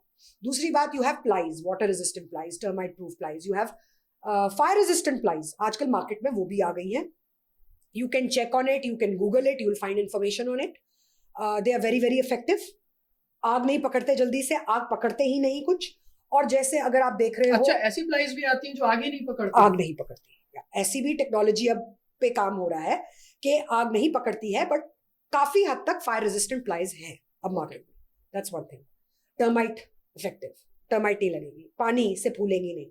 सो ये प्लाइज आपकी काफी आ चुकी हैं। So you can do research, you can find out about the information about the product कि आप क्या लगा रहे हो, और आप ये कर सकते हो। Then आपके curtains, अब आपके hotels होते हैं, hotels को कैसे इंश्योर करते हो? You have to have water sprinklers, you have to have proper fire exits, you have to have your fire alarms। ये आपकी बड़ी बड़ी बिल्डिंग्स में भी होता है, दुबई में भी होता है। ये तो सारी चीजें, हल्का सा कोई धुआं आगे धुआं भर गया, फटाफट दुनिया बाहर भागने शुरू कर देती है कि आग लग गई है, एकदम से सायरन्स बज जाते हैं। सो ये चीजें बहुत बहुत इंपॉर्टेंट हैं। साथ में जैसे होटल्स में आजकल फायर रेजिस्टेंट कर्टन्स भी आ रहे हैं। अच्छा, so you have to pick up that material. वो मटेरियल होता है कर्टन्स के ऊपर लगता है and it becomes fire resistant. So fabric फटाफट फायर कैच करता है। तो you can look at that from upholstery, जो ये अपहोल्स्ट्री लग रही है आपके सोफे पे, इस पे भी फायर रेजिस्टेंट टेक्नोलॉजी आ चुकी है। ओके।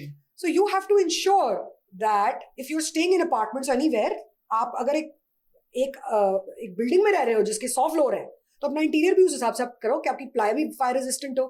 आप अपनी एयर कंडीशनिंग को भी सर्विस कराओ और उस पर चेक करते रहो और उसको ब्रेक दो।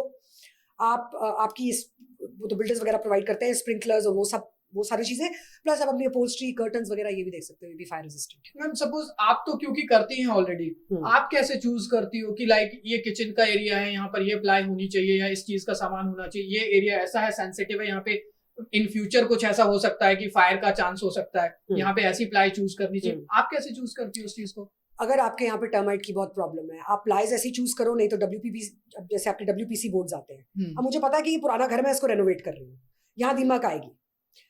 अब उसमें मुझे क्या ध्यान रखना होगा सारी वॉल्स के लिए, जब मैंने पैनलिंग करनी है, पैनलिंग सीधा तो चिपकाऊंगी नहीं, HDHMR को भी दीमक खा जाती है कुछ हद तक, पीछे WPC बोर्ड्स लगा।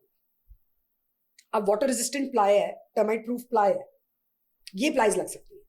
या फिर आप WPC बोर्ड लगाओ, HDHMR लगाओ, उसके ऊपर पैनलिंग करो। आपके किचन्स जहां टर्माइट की मेजर प्रॉब्लम होती है, वहां आप कैसे इंश्योर करोगे चीजें? पहले तो टाइलिंग ढंग से करवाओ। आप अपनी वार्डरोब्स के पीछे भी टाइलिंग करवाते हो, करवाओ, ढंग से करवाओ। और अपना जो काकस होता है वो फायर रेजिस्टेंट लो, जैसे प्लाइज भी ले सकते हो, fire resistant, termite resistant, water resistant. Steel kitchens आ गए आजकल, स्टेनलेस स्टील, लगती वुड पूरी है काकस में, होती स्टील है, होती स्टील। या फिर आपका जो पीछे का कार्कस है किचन में, वो आपका टर्माइट प्रूफ, वाटर प्रूफ, ये सब होना चाहिए। उसमें आपका प्लाइज आ गई, उसमें आपका स्टील आ गया, उसमें आपका WPC बोर्ड आ गया, बिकॉज इट्स प्लास्टिक कंपोजिट, उस पर फिर नहीं लगेगी टर्माइट। पीछे टाइलिंग आपने ढंग से करा ली, शटर आप अपना वुडन लगा लो, फील तो वही आ रही है पूरी, शटर आपके वुडन आ गए।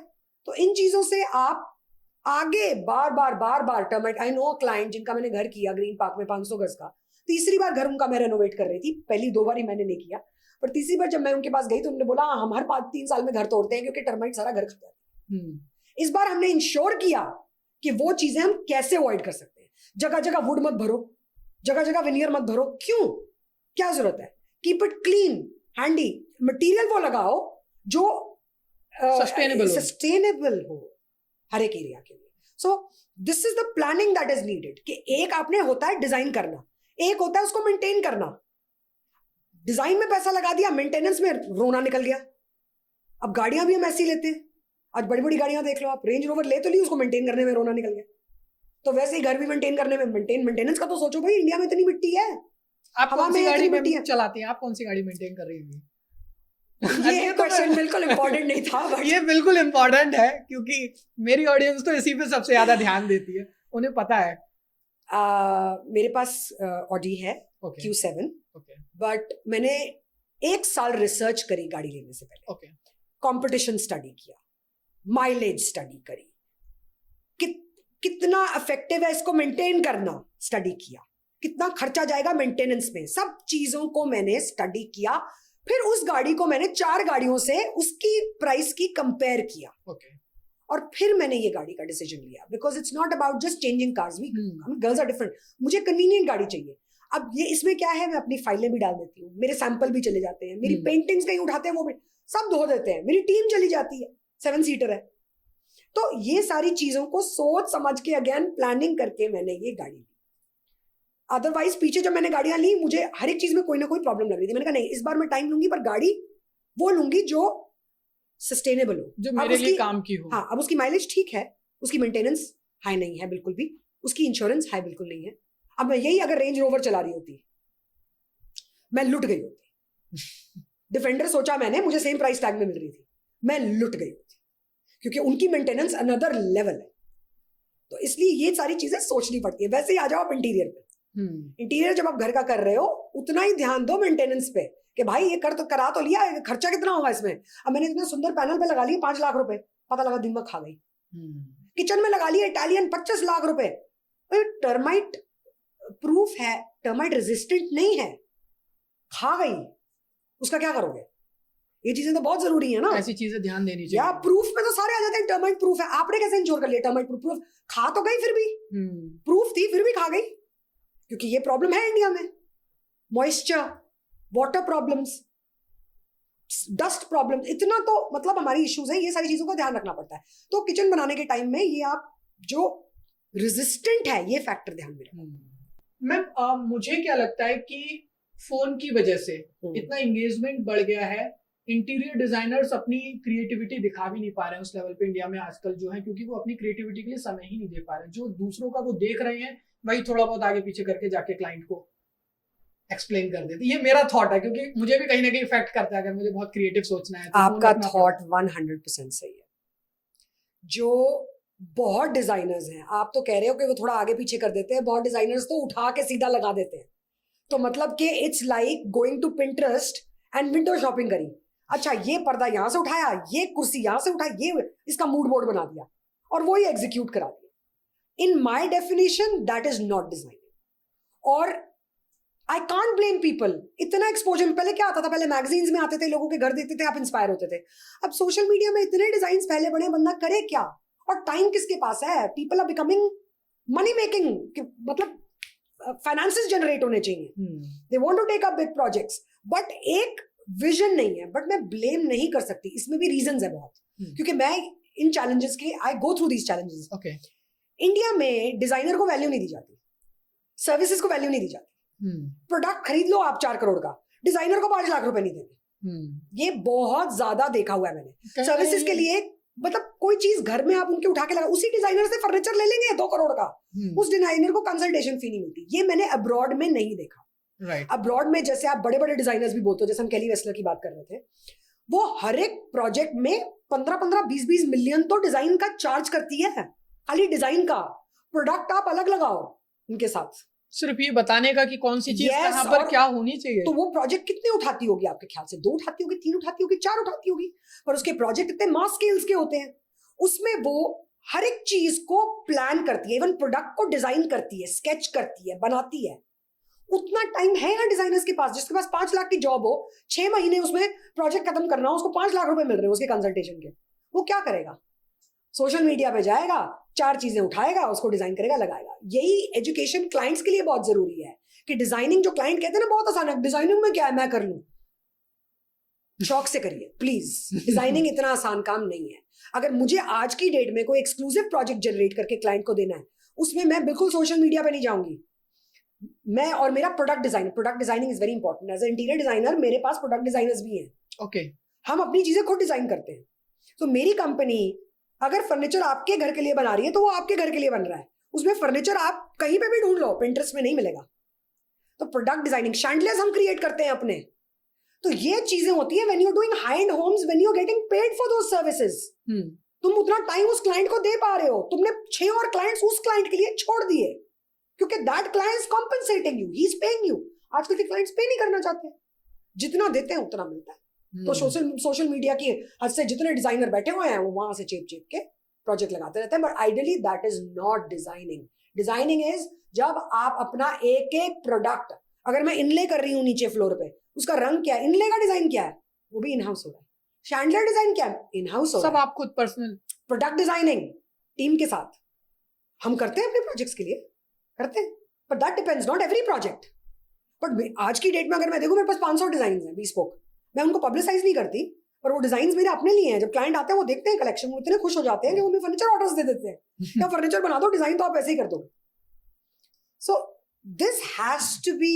इस वजह से आपको आइडिया आया कि मुझे अपनी खुद की फर्नीचर और ये स्टार्ट करनी है. एब्सोल्युटली. प्रोडक्ट डिजाइन की आज की डेट में जो वैल्यू दी जाती है, उन्हें अब बाहर आप जितने भी डिजाइनर्स देखोगे, पेरिस में देख लो, न्यूयॉर्क में देख लो, बेवर्ली हिल्स में देख लो, they are stars. Designers star categories में होते हैं. Big designers stars category. यहाँ पे कौन है? यहाँ पे एवरीबॉडी इज अ डिजाइनर. कोई सीनियर लेवल का भी होगा तो ठीक है, क्या है, कितना चार्ज कर लेंगे डिजाइन का. सो जो वेटेज और जो वैल्यू एक डिजाइनर को ग्लोबली मिलती है, इंटरनेशनल लेवल पे मिलती है, इंडियन डिजाइनर्स को उतनी नहीं मिलती. इंडियन डिजाइनर्स उस लेवल पे नहीं आ पाते, उनके पे स्केल्स उतने नहीं है, चाहे जितना सीनियर डिजाइनर भी हो जाए. एंड मैम ये सभी ब्रांड्स के साथ है. आप देखिए जैसे पीटर इंग्लैंड है, लोग इसीलिए, हालांकि वो इंडियन ब्रांड है, लेकिन कि वो उससे फील आ रहा है कि वो फॉरेन का ब्रांड है, इसीलिए लोग उसको. और जब देखो, आपने मुझे बोला पीटर इंग्लैंड, मुझे भी लगा इंग्लैंड का ब्रांड है. मुझे पता ही नहीं पीटर इंग्लैंड इंडिया का ब्रांड है. इंडियन ब्रांड है वो. अच्छा, मुझे इसीलिए बिकते हैं. टॉमी हिलफिगर तो मुझे पता है इंडियन ब्रांड नहीं है, वो यूके का ब्रांड है, क्योंकि उसने एक बार बोला था ये बड़ा क्लियरली कि मैं इंडियंस के लिए अपने कपड़े नहीं बनाता. तब इंडिया में बहुत रोर हुई थी कि उसका टॉमी हिलफिगर को बैन कर दो, यहाँ इंडिया में सेल नहीं होती. टॉमी हिलफिगर की इतनी सेल इंडिया में ही हो रही थी जब वो ऐसे कमेंट्स पास कर रहा था. बट यू राइट, ये चीज है, क्योंकि हम लोगों के माइंड में भी एक स्टीरियोटाइप है. हम लोग अपने लोगों, चाहे वो कितने भी अच्छे हों, इवन हम बॉलीवुड सेलिब्रिटीज को देखते हैं, चाहे बड़े कोई भी बिजनेसमैन हो, हम उन्हें इंडियन ब्रांड्स पहने हुए देखते ही नहीं, बहुत कम देखते हैं. करेक्ट. अगर वो भी इस चीज का इनिशिएटिव लें, इस चीज को प्रमोट करें अपनी तरफ से, तो हमारे इंडियन ब्रांड्स भी आई थिंक मुझे लगता है कि बहुत अच्छा कर सकते हैं. एब्सोल्युटली. कुछ ऐसे डिजाइनर्स हैं जो ग्लोबल जा चुके हैं. I don't remember one of the person, but I think he is in Nepalese. He is gone global. उसका बड़ा फेमस लेबल हो चुका है. तो या तो इंडियंस बाहर चले जाएं, या फिर इंडियन बाहर, उनको पैसे मिलेंगे. इंडियन डिजाइनर्स अभी उस लेवल पे एक्सपेंसिव नहीं हो पाए. But of course, see, if you are talking about high end league, are we talking about fashion, are we talking about interiors? Like both. You talking about both. हाँ. Interior designers को उतनी, जो product cell कर रहे हैं, उनको इतनी footage नहीं मिल रही जितनी इटालियन फर्नीचर को मिलती है, जितनी आपके ये टर्की के कुछ हाई एंड ब्रांड्स हैं, फिर आपका पोर्चुगीज ब्रांड्स बहुत बड़े हैं जो बहुत हाई एंड चार्ज करते हैं. वो प्राइसेस इंडिया में अभी इंडियंस को नहीं मिल रही है. But there are very good Indian designers now, that companies that have come up. I will not take names, but big brands हो चुके हैं, उनकी अपनी फैक्ट्रीज यहाँ इंटरनेशनल लेवल की लगी हुई हैं. वो एक्सपोर्ट कर रहे हैं. ओके. और वो इंडिया में भी नाम है और बाहर भी मुंह मांगा दाम मांग रहे हैं, और इंडिया में भी मुंह मांगा मांग रहे हैं. तो ऐसा नहीं है. कुछ डिजाइनर्स बहुत बड़े आ गए. I know some designers who collaborated with Christian Louboutin also. Indian designers Christian Louboutin से साथ भी कोलैबोरेट किया. मेरी जान पहचान है, मेरी फ्रेटर्निटी है, मेरे जानने वाले लोग. सो उनका ब्रांड है, वो जब बेचेंगे क्रिस्टियन लुबुटन के नाम के टैग के साथ, तो प्राइस देखो क्या हो जाएगी. तो Indian design, Indian handicrafts, Indian authentic designs are also globally coming up. It totally depends on how you place yourself, how you market yourself, who are you selling to, who is your clientele, where do you want to position yourself. ये सारी clarity दिमाग से शुरू में से होनी चाहिए. मैंने 10 साल 12 साल काम कर लिया, अब मुझे पता है मुझे कहाँ काम करना है, मुझे क्या काम करना है, मुझे कैसे काम करना है, और किसके साथ करना है. Right. मुझे ये जो मैं कर आन दो नहीं, अब मुझे करना ही नहीं. खाली बैठ जाओ लोगों के साथ, खाली बैठ जाओ, कोई जरूरत नहीं है. बहुत काम कर लिया लाइफ में, काम करना है, क्वालिटी का करना है. तो इंडियंस भी उस लेवल पे अब ऊपर आ रहे हैं, उनको भी ग्लोबल रिकॉग्निशन काफी मिल रहा है, चाहे इंटीरियर डिजाइनर्स हो और ऑफ कोर्स फैशन डिजाइनर्स तो है ही है. मैम, आपके इंटीरियर लाइक फर्नीचर ब्रांड की मैं बात करूं, तो आप इसको क्या इंटरनेशनली मार्केट कैप्चर करने का सोच रहे हो? Absolutely. Okay. My entire purpose is to go global. My entire purpose is to do online, e-commerce, sustainability.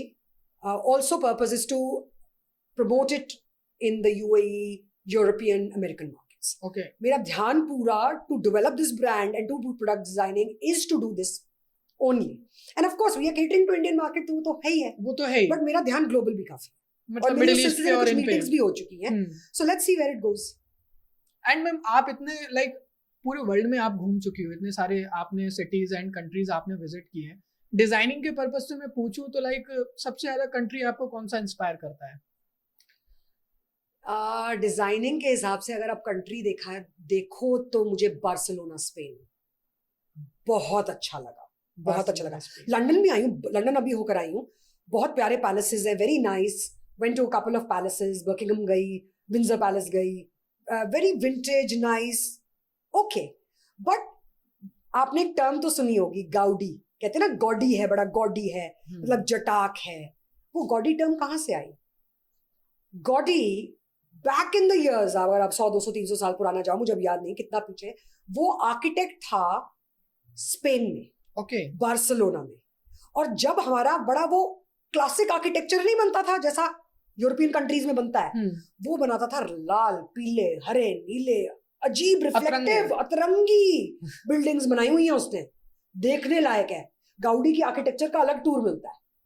अब अगर आप उस तरीके से देखोगे, उस जमाने के लिए जटाक क्या बनाया है, मशरूम है, ये है, वो है। आज की डेट में वो एक मतलब आंख का तारा बनी हुई है, लोग देखने जाते हैं कि क्या बनाया है। उसका जो एक बहुत बड़ी बिल्डिंग है जिसपे अभी तक काम चल रहा है, वो खत्म ही नहीं हुई 100 200 साल से। अच्छा, वो चली जा रही है, उसका नाम मुझे ध्यान नहीं आ रहा। वेरी फेमस बिल्डिंग वो, तो मतलब उसको तो आई थिंक अगर 7 वंडर्स ऑफ द वर्ल्ड में नहीं है तो उसको होना चाहिए। वो गाउडी की बनाई हुई बिल्डिंग है। उसके अंदर जाओ तो लाइट रिफ्लेक्शन भी साइंटिफिकली हो रहे हैं। लाइट है नहीं, बट लाइट कैसे अंदर आ रही है और रिफ्लेक्ट होके कैसे इस एरिया को लाइट कर रही है, साइंस, पूरा साइंस का यूज है आर्किटेक्चर में। So it is wonder of the wonders.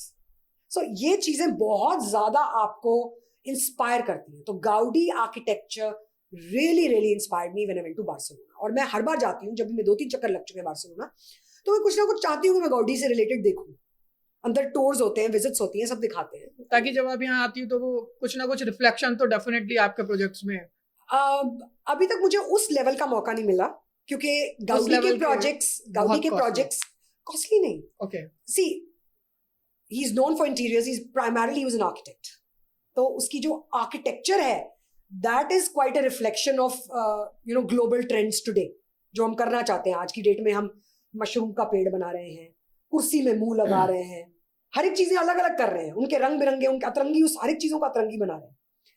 So if I get projects like that, I'd love to design it। और जो हमारी आजकल की जो हम रेंज कर रहे हैं प्रोडक्शन, उसमें गाउडी की काफी रिफ्लेक्शंस भी हैं, जो हमारी प्रोडक्ट डिजाइनिंग टीम अभी क्रिएट कर रही है। फर्नीचर डिजाइंस इफेक्टिव, बहुत ही क्विक मैं चाहूंगा कुछ ऐसी टिप्स, क्योंकि इतना सोशल मीडिया का जमाना है, जो इंटीरियर डिजाइनर्स फॉलो कर सके ताकि उनकी क्रिएटिविटी ज्यादा उभर के आए।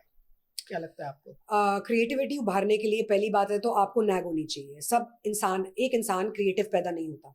कुछ लोग डॉक्टर्स अच्छे बन जाते हैं, कुछ लोग क्रिएटिव लोग होते हैं। तो एक मेरे हिसाब से नैग होनी चाहिए।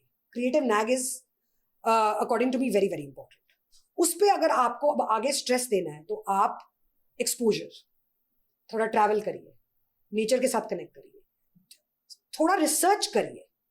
Travel, research, study, these things are very very, apart from आप जो कोर्स कर रहे हैं वो तो कर रहे हैं, बट ये आपके कुछ इंटरेस्ट होने चाहिए। अगर आपको अलग निकलना है तो पढ़ाई करके एक इंस्टीट्यूट ज्वाइन करना है, वहां रगड़ा पैटी की तरह काम करना है तो काम नहीं होगा। अगर आप चाहते हो कि आप एक डिजाइनर बन पाओ, आप एक अपने आप को एक पोजीशन में देखना चाहते हो लाइफ में, तो जो आपके करिकुलम है, जो आप पढ़ रहे हैं, जो कर रहे हैं, उससे कुछ अलग करिए, अलग रिसर्च करिए, प्रोजेक्ट्स डेवलप करिए, साथ में कोशिश करिए अगर आप छोटे छोटे प्रोजेक्ट्स अपने लेवल पे एग्जीक्यूट कर सके पढ़ते हुए। सो ये सारी चीज, इंटरेस्ट रखिए अपना इन चीजों में। मैगजीन्स उठाइए, लेटेस्ट क्या हो रहा है, बड़े बड़े डिजाइनर्स कौन है ग्लोबली, कौन अच्छा कर रहे हैं, वो ऊपर क्यों है, कंपटीशन क्या है, क्या एज है। इन चीजों से अपने आप को थोड़ा सा अवेयर करिए। Awareness is very very important, interest is very very important, focus is most important. मैं thoughtful purchase versus impulse purchase, आप किसको ज्यादा प्रेफरेंस देना पसंद करते हैं? Impulse purchase can be very good if you're a designer, because मैंने घर सेट किया है या मैं अपना घर सेट कर रही हूँ, मैंने एक चीज देखी बहुत पसंद आई, मुझे पता है ये हिट कर गई, तो मैं उठा लूंगी।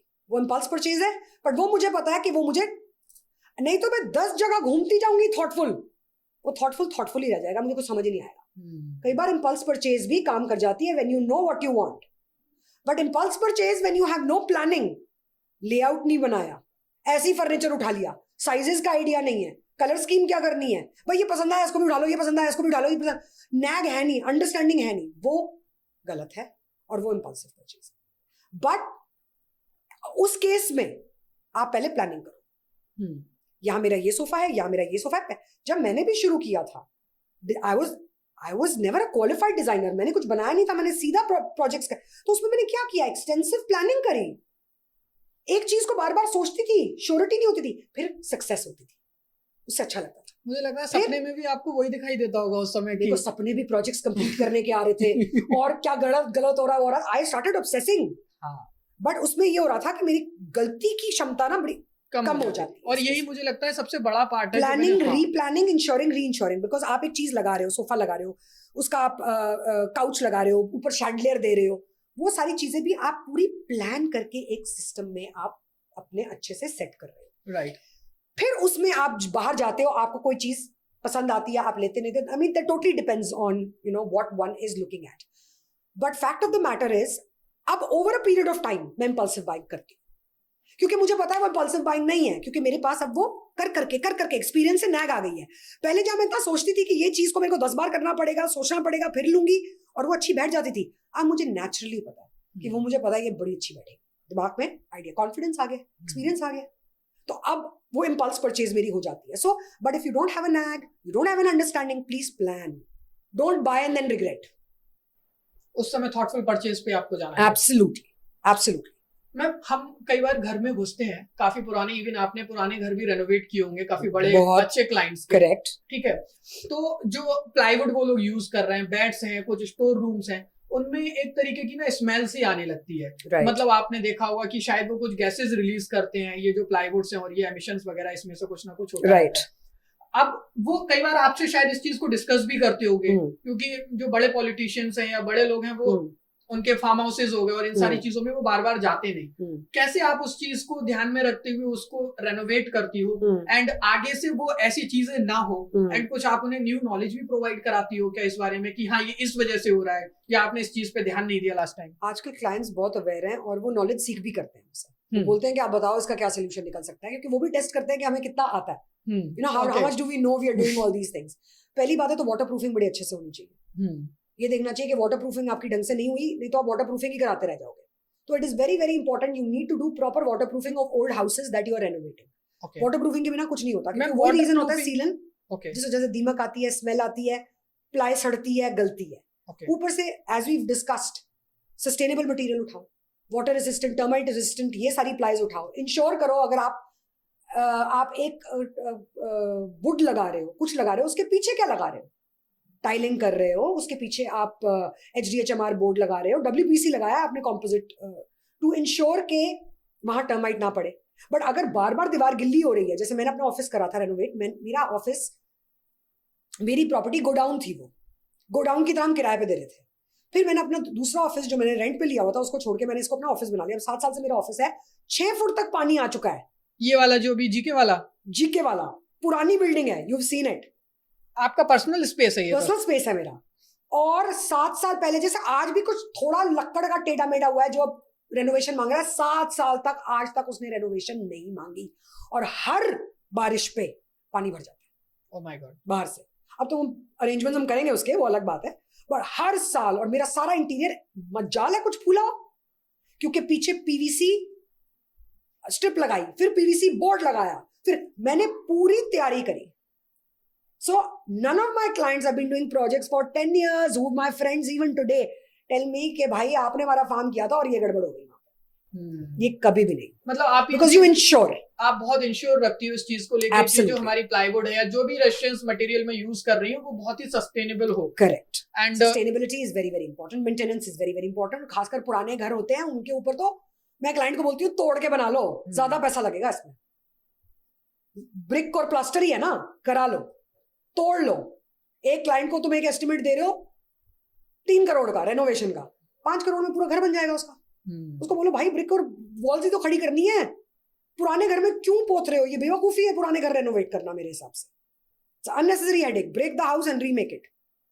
मुझे पता नहीं क्यों बार बार ऐसा फील आ रहा है आपको देख के बात करते हुए कि आपके माइंड में शुरू से ये था कि मुझे बिजनेस करना है और अच्छे क्लाइंट्स के साथ अपनी क्लास बनानी है। करेक्ट। क्योंकि वरना मैं देख रहा हूँ कि इंटीरियर डिजाइनर सिर्फ एक ही चीज में, वो इसी चीज से परेशान है कि मुझे प्रोजेक्ट्स नहीं मिल रहे अच्छे, या ये सारी चीजें नहीं मिली। और आप इतनी सारी चीजें, कहाँ आपने इंटीरियर डिजाइनिंग से शुरू किया? Now you are also consulting in vastu, you are providing the idea of architecture and ये सारी चीजें। आर्किटेक्चर कर रहे हैं हम, और ये बहुत बड़ी, मतलब इवन आप फर्नीचर में भी घुस गए हैं। घुस गए हैं, मतलब कुछ आपको छोड़ना नहीं है। एक टर्म है जो बड़े बूढ़े कह गए हैं, where there is a will there is a way। जहां आपने सोच लिया, ठान लिया, रास्ता जहां चाह है वहां राह है, रास्ता अपने आप ही निकलेगा। अगर इंटीरियर डिजाइनर्स आज की डेट में कंप्लेन कर रहे हैं कि उनको काम नहीं मिल रहा, तो they are lacking somewhere in self branding, या उनके डिजाइन इतने अच्छे नहीं है। उनको डिजाइनिंग को नहीं पकड़ना, उनको अपनी स्ट्रेंथ को पकड़ना है। मैं मार्केटिंग पर्सन हूं, मैं मार्केटिंग अच्छी कर सकती हूँ, मैं ले आऊंगी क्लाइंट डिजाइनर, मैं क्लाइंट ले आऊंगी डिजाइन करने का। अब डिजाइनर ढूंढना है भाई, क्लाइंट मेरा, एग्जीक्यूशन में सीखूंगी क्या काम होता है। सिखाने वाले बहुत आ जाएंगे ना, उनको काम दो। ये मत सोचो ना मैं अकेली बैठी हूं, मेरे पास काम नहीं आ रहा। क्यों नहीं आ रहा आपके पास काम? अच्छा लिखो, आप अच्छे किसमें हो, बुरे किसमें हो। जो अच्छा करते हो उस पर ध्यान दो, उससे क्लाइंट उठाओ, और जो जिसमें अच्छा है उसको पकड़ो। ये चीजें भी करनी जरूरी होती है। अगर आप में डिजाइनिंग की नैग ही नहीं है, डिजाइनिंग में आपको कुछ समझ ही नहीं आता, घंटा सॉरी बोलते हैं जैसे कि घंटा समझ ही नहीं आता, तो फिर आप क्यों डिजाइनर बनना चाहते हो? कैड बनाने के लिए, ड्राइंग्स बनाने के लिए, ठीक है वो भी डिजाइनर है, हमने भी तो हायर किए हुए हैं। वो फिर 9 to 5 ही करते रहते हैं, वो एंटरप्रेन्योर्स नहीं बन सकते। वो एक लेवल पे सीनियरिटी अचीव कर लेंगे, सीख सीख के, बट वो चीज नहीं आ पाएगी क्योंकि बहुत सारी चीजें। Designing is a nag, you learn it, you have to have the confidence to deliver, you have to have eventually the experience, और आप क्रिएटिव होने बहुत जरूरी हो। It's a God gift, creativity is God gift, God created us, we create other things, creativity goes in chain, but it is a gift of God. Not everybody can design, not everybody is Gaudi, you know, not everybody is Kelly Tesla. I mean, if you're talking about big designers globally, so the list goes on. You want to do designing and you're not made for it. Okay, AI business शुरू करो designing से related, कुछ अलग करो, घुसे रहो उसी में, बट कुछ ना कुछ करो जहां तुम रेवेन्यू जनरेट कर सको, जहां तुम्हें रिकग्निशन मिले, जहां तुम अपनी ब्रांड को केपेबल बना सको। तुम उस चीज में मत घुसो और कोशिश करते रहो जहां तुम अच्छे नहीं हो। अब मैं अपने डिजाइनर्स जिनको हायर करती हूँ, मैं हर एक की क्वालिटी समझती हूँ। अपने डिजाइनर को भी तो स्टडी करना पड़ता है कि उसका, यार ये साइड एग्जीक्यूशन अच्छे से करा लेती है, ये ड्राइंग्स में बड़ी तेज है, डिजाइनिंग नहीं होती, तो डिजाइनिंग जाएगी दूसरे को, मैं उसको क्यों डिजाइनिंग पकड़ाऊंगी? उसको खुद पता होना चाहिए। अब वो मेरे पास आके कह रही है मैम आप मुझे डिजाइन का काम देते नहीं, मुझे डिजाइनर, मैंने कहा बच्चे तेरे डिजाइन ही अच्छे नहीं है, तो कितनी बार भी कोशिश कर ले। और मेरे पास फ्रेशर्स आती हैं, इंटर्न्स आती हैं, क्या डिजाइन और क्या रिप्रेजेंटेशन। मैंने कहा दिस पर्सन इज ब्लेस्ड। मैं तो कहती हूँ भाई तुम जाओ लंदन अपनी पढ़ाई खत्म करो, फिर वापस आके मेरे पास काम करो। अपने आप को समझो कि तुम एक लाइन में घुस गए हो, तुम रियल एस्टेट में जाना चाहते हो, तुम इंटीरियर, मतलब ऑप्शंस बहुत है, तुम किस चीज में अच्छे हो और तुम्हारा इंटरेस्ट किस चीज में है। right. अगर इंटरेस्ट डिजाइन में और तुम कर नहीं सकते तो उसमें सोचो डिजाइन रिलेटेड भी बहुत कुछ है आजकल, प्रोडक्ट है, फर्नीचर शोरूम खोलना है, क्या करना है, उस तरफ जाओ। जिस तुम कैसे कह सकते हो काम नहीं मिल रहा, कहीं ना कहीं तो तुम लैक कर रहे हो ना। मैम कुछ टिप्स अगर आपको देनी हो इफेक्टिव कम्युनिकेशन स्किल्स के लिए, उनको कौन से रूल्स फॉलो करने चाहिए while they are talking with a client और किसी को भी अप्रोच कर रहे हैं? Whenever you are talking to the client, always make notes. Notes बनाओ। अगर आप अब क्लाइंट से बात कर रहे हो, नोट्स बनाओ। अगर आप किसी अपने बॉस से बात कर रहे हो, वो कुछ इंस्ट्रक्ट कर रही है, उसके नोट्स बनाओ। उसकी लिस्ट बनाओ डेली बेसिस पे, जो जो काम हो रहा है टिक करो, नहीं तो अगले डेट पे लिखकर उस काम को जाने से पहले मूव करो। ये बहुत इंपॉर्टेंट है। मैंने 4 चीजें बता दी, yes ma'am yes ma'am yes ma'am, मैं वापस आई 3 चीजें हो गई, एक नहीं हुई। क्यों नहीं हुई? वो बंदा भी काम करके चला गया क्योंकि लिखा नहीं। Time is money, time is everything. The client is paying me money, I am paying my employee money. You can't waste time. So organize, अपना ऑर्गेनाइजर रखो अपने साथ, लिखो हर एक चीज, या अपने नोट्स में लिख लो अगर फोन की इतनी आदत है, नोट्स में। नंबर 1, क्लाइंट जब आता है पहले दिन बैठता है, ब्रीफ लो अच्छे से, ब्रीफ लेना आना चाहिए, क्वेश्चनर होना चाहिए, सारी इंफॉर्मेशन होनी चाहिए, कम्युनिकेशन सारा टाइम रिटर्न होना चाहिए, everything should be noted down of what the client wants from starting till the end. बीच बीच में हर एक चीज के अप्रूवल लो, सिग्नेचर लो, रिटर्न में लो। और अगर आप किसी को कोई काम दे रहे हो, चाहे आप बॉस हो उस कंपनी के, चाहे आप हेड हो उस डिवीजन के, always insure And insure reinsure. And reinsure. ये मुझे लाइन आपकी याद हो गई, ये मेरे डैड बोलते थे, and he was a very very successful man in his career. He was a captain in merchant navy and he was handling the biggest cargoes of the world. Okay. His name comes in the who's who society of the world community. इतना fame था मेरे dad का, हो गया एक level पे। वो बोलते थे, उसने बोल दिया, तुमने मान लिया। Insure and reinsure, always and reinsure. अब ये चीज में कीड़ा बैठ गया, मेरे भी दिमाग में ये लाइन घुस गई है, बिल्कुल फिट हो गई है। इंश्योर करो, क्योंकि कल को तुम्हारी एम्प्लॉय से गलती हुई, गलती किसकी? उसकी नहीं, तुम्हारी, आपकी है। You are responsible for that because you are representing your company. Absolutely. आजकल सॉफ्टवेयर्स आ गए हैं, बहुत तरीके हो गए, कंपनी बड़ी हो रही है, सॉफ्टवेयर मैनेजमेंट के अलावा नहीं हो सकता। आप माइक्रो मैनेज नहीं कर सकते। राइट। कंपनी बढ़ा रहे हो तो अपनी मैनेजमेंट को पहले सॉर्ट करो। एंड मैम, वर्क लाइफ कैसे फिर बैलेंस करती हो आप अपनी, या आपने वर्क को ही लाइफ बना रखा है? I was married late. I was married when I was 37, and अब 6-7 साल तो मेरी शादी को हो गए हैं और बच्चे हैं नहीं। But of course, family needs time. It is very important to know when is work time, when is gym time, health time, when is friend time, when is husband time, ये सारी when is client time, ये सारी चीजों का आपका time होना चाहिए। सुबह अगर आप उठते हो, आपका एक्सरसाइज का टाइम है तो आप एक्सरसाइज करो, अपना ब्रेकफास्ट खा के निकल जाओ, काम जिस दिन करो, अगर वापस आते हो लंच के लिए ठीक है, नहीं। मीटिंग्स आपकी लाइनअप होनी चाहिए 2 दिन पहले से, अपना पूरा वीकली शेड्यूल पहले से प्लान करके रखो, ताकि आप आगे पीछे ना करो जब आपके साथ कोई फिक्स करना चाहता है। 8 बजे के बाद, 7 बजे के बाद फोन साइलेंट बंद। इनफैक्ट मैं साइलेंट सारा टाइम फोन रखती हूँ। पता नहीं अभी बीच में रिंगर ऑन हो गया, कैसे हो गया, मेरा फोन हमेशा साइलेंट में होता है। मैं अपनी कन्वीनियंस पे लोगों को कॉल करती हूँ, मैं उनकी कन्वीनियंस पे फोन नहीं करती। So I am not available all the time and I don't want to be available. I want peace. हमारा काम ही फायर फाइटिंग है सारा टाइम, प्रॉब्लम सॉल्विंग होती है हर एक की लाइफ में। Life is problem solving. हर एक दिन में एक प्रॉब्लम आएगी, उसको सॉल्व करो। प्रॉब्लम की तरफ ध्यान नहीं रखता, सोल्यूशन। मेरी टीम भी मुझे कहती है मैम ये मैंने कहा मुझे हिस्ट्री ज्योग्राफी नहीं समझनी प्रॉब्लम की, सोल्यूशन अब डिस्कस करो मेरे साथ।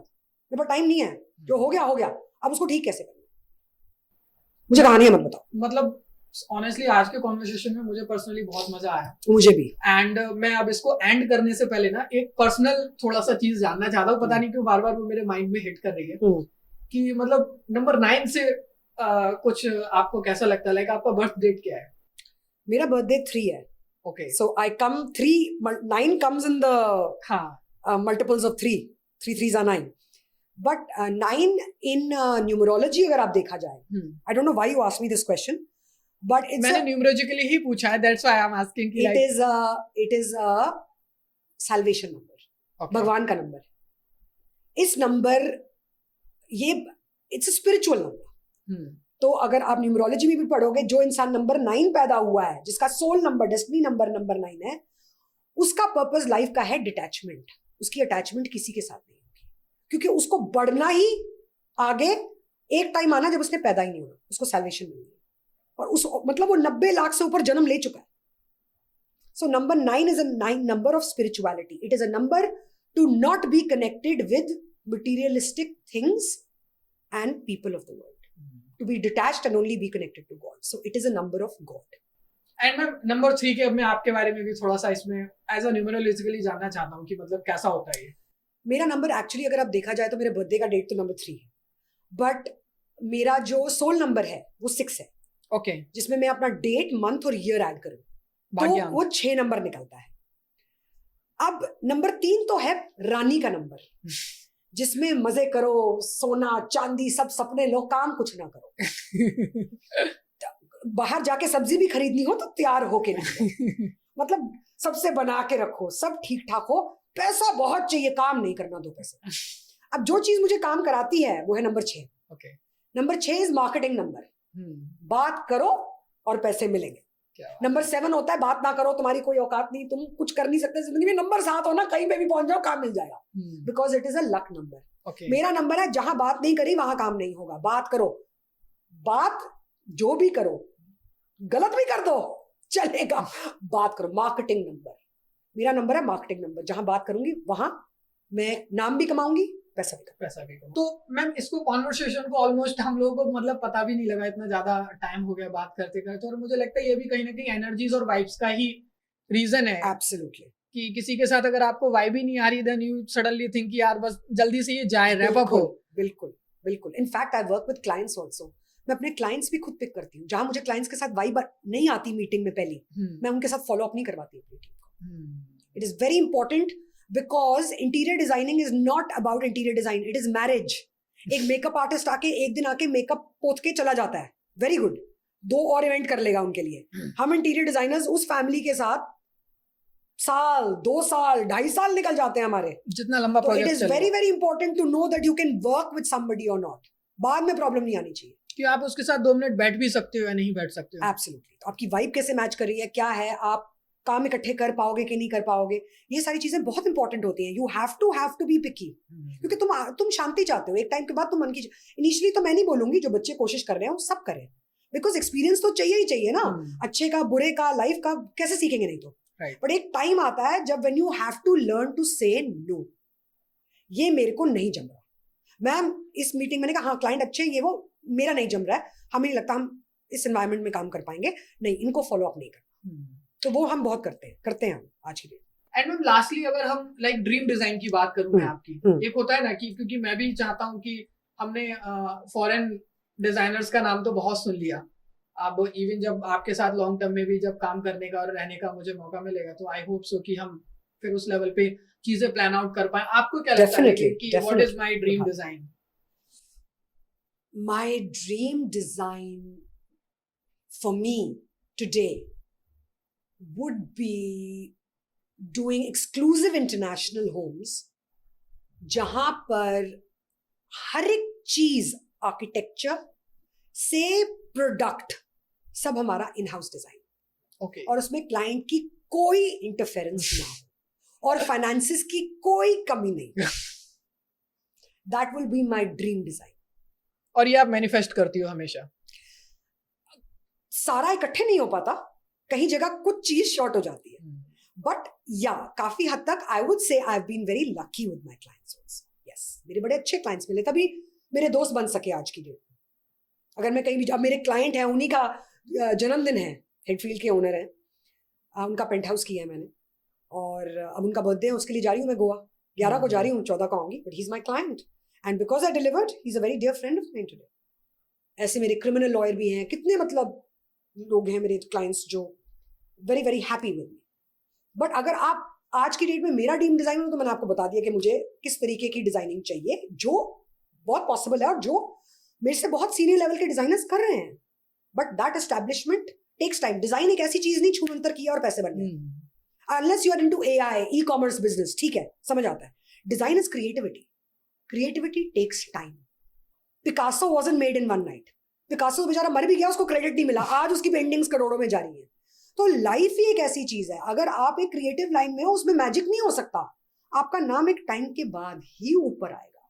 सो faith, as I believe in Sai Baba, faith, patience and perseverance, लगे रहो मुन्ना भाई, ये बहुत इंपॉर्टेंट चीज है। Yes. And thank you so much ma'am, सच में मुझे वैसे बहुत अच्छा लगा एट द एंड इस कॉन्वर्सेशन के बारे में। लाइक आपको बेस्ट चीज आपको क्या लगी आज की?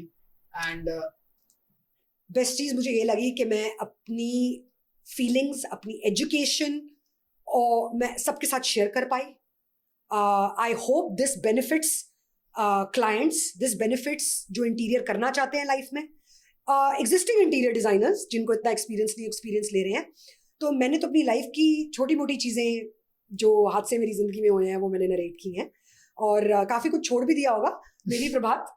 Next session get back to it and कुछ और चीजों को भी हम जरूर तवज्जो देंगे। अब हम कुछ बड़े बड़े प्रोजेक्ट्स पे डिस्कस करेंगे। एंड जरूर मुझे लग रहा है मैम, ऑनेस्टली ये मेरा पर्सनल सजेशन है, मतलब कि आई थॉट, पता नहीं, क्योंकि बहुत सारे लोग तो आपसे कनेक्ट नहीं कर सकते, बट आपको कुछ ना कुछ ऐसा कोर्स या फिर पर्सनल ट्रेनिंग टाइप में इंटीरियर डिजाइनर्स के लिए जरूर बिल्ड करना चाहिए, जो नए आ रहे हैं। एक्चुअली इंस्टाग्राम में अगर आप मेरे हाइलाइट्स पे जाओगे, मैंने बहुत कोर्सेज में कंडक्ट किए हुए हैं। ओके, एक तो मेरा शूट ही हुआ है यूनिवर्सिटी के साथ नोएडा में, जिनके लिए मैंने पूरे एपिसोड्स किए हैं, उनके पूरे कोर्स का एक पूरा। क्या बात है। या वी शॉट वो मेरे इंस्टाग्राम हैंडल में श्रुति सोडी _ इंटीरियर डिजाइन्स पे, श्रुति सोडी _ इंटीरियर डिजाइन्स देखने को मिलेगा। और अगर हाइलाइट्स पे जाएंगे तो वहाँ इवेंट्स एंड प्रेस के अंदर मैंने बहुत सारे इंस्टीट्यूट्स को लेक्चर्स भी दिए। क्योंकि बहुत नीडेड है आज के टाइम पे, मुझे लगता है और लोगों को काफी हेल्प भी मिलेगी। Thank you so much ma'am, thank you and so much, बहुत अच्छा लगा बात करके। Okay, bye bye, take care.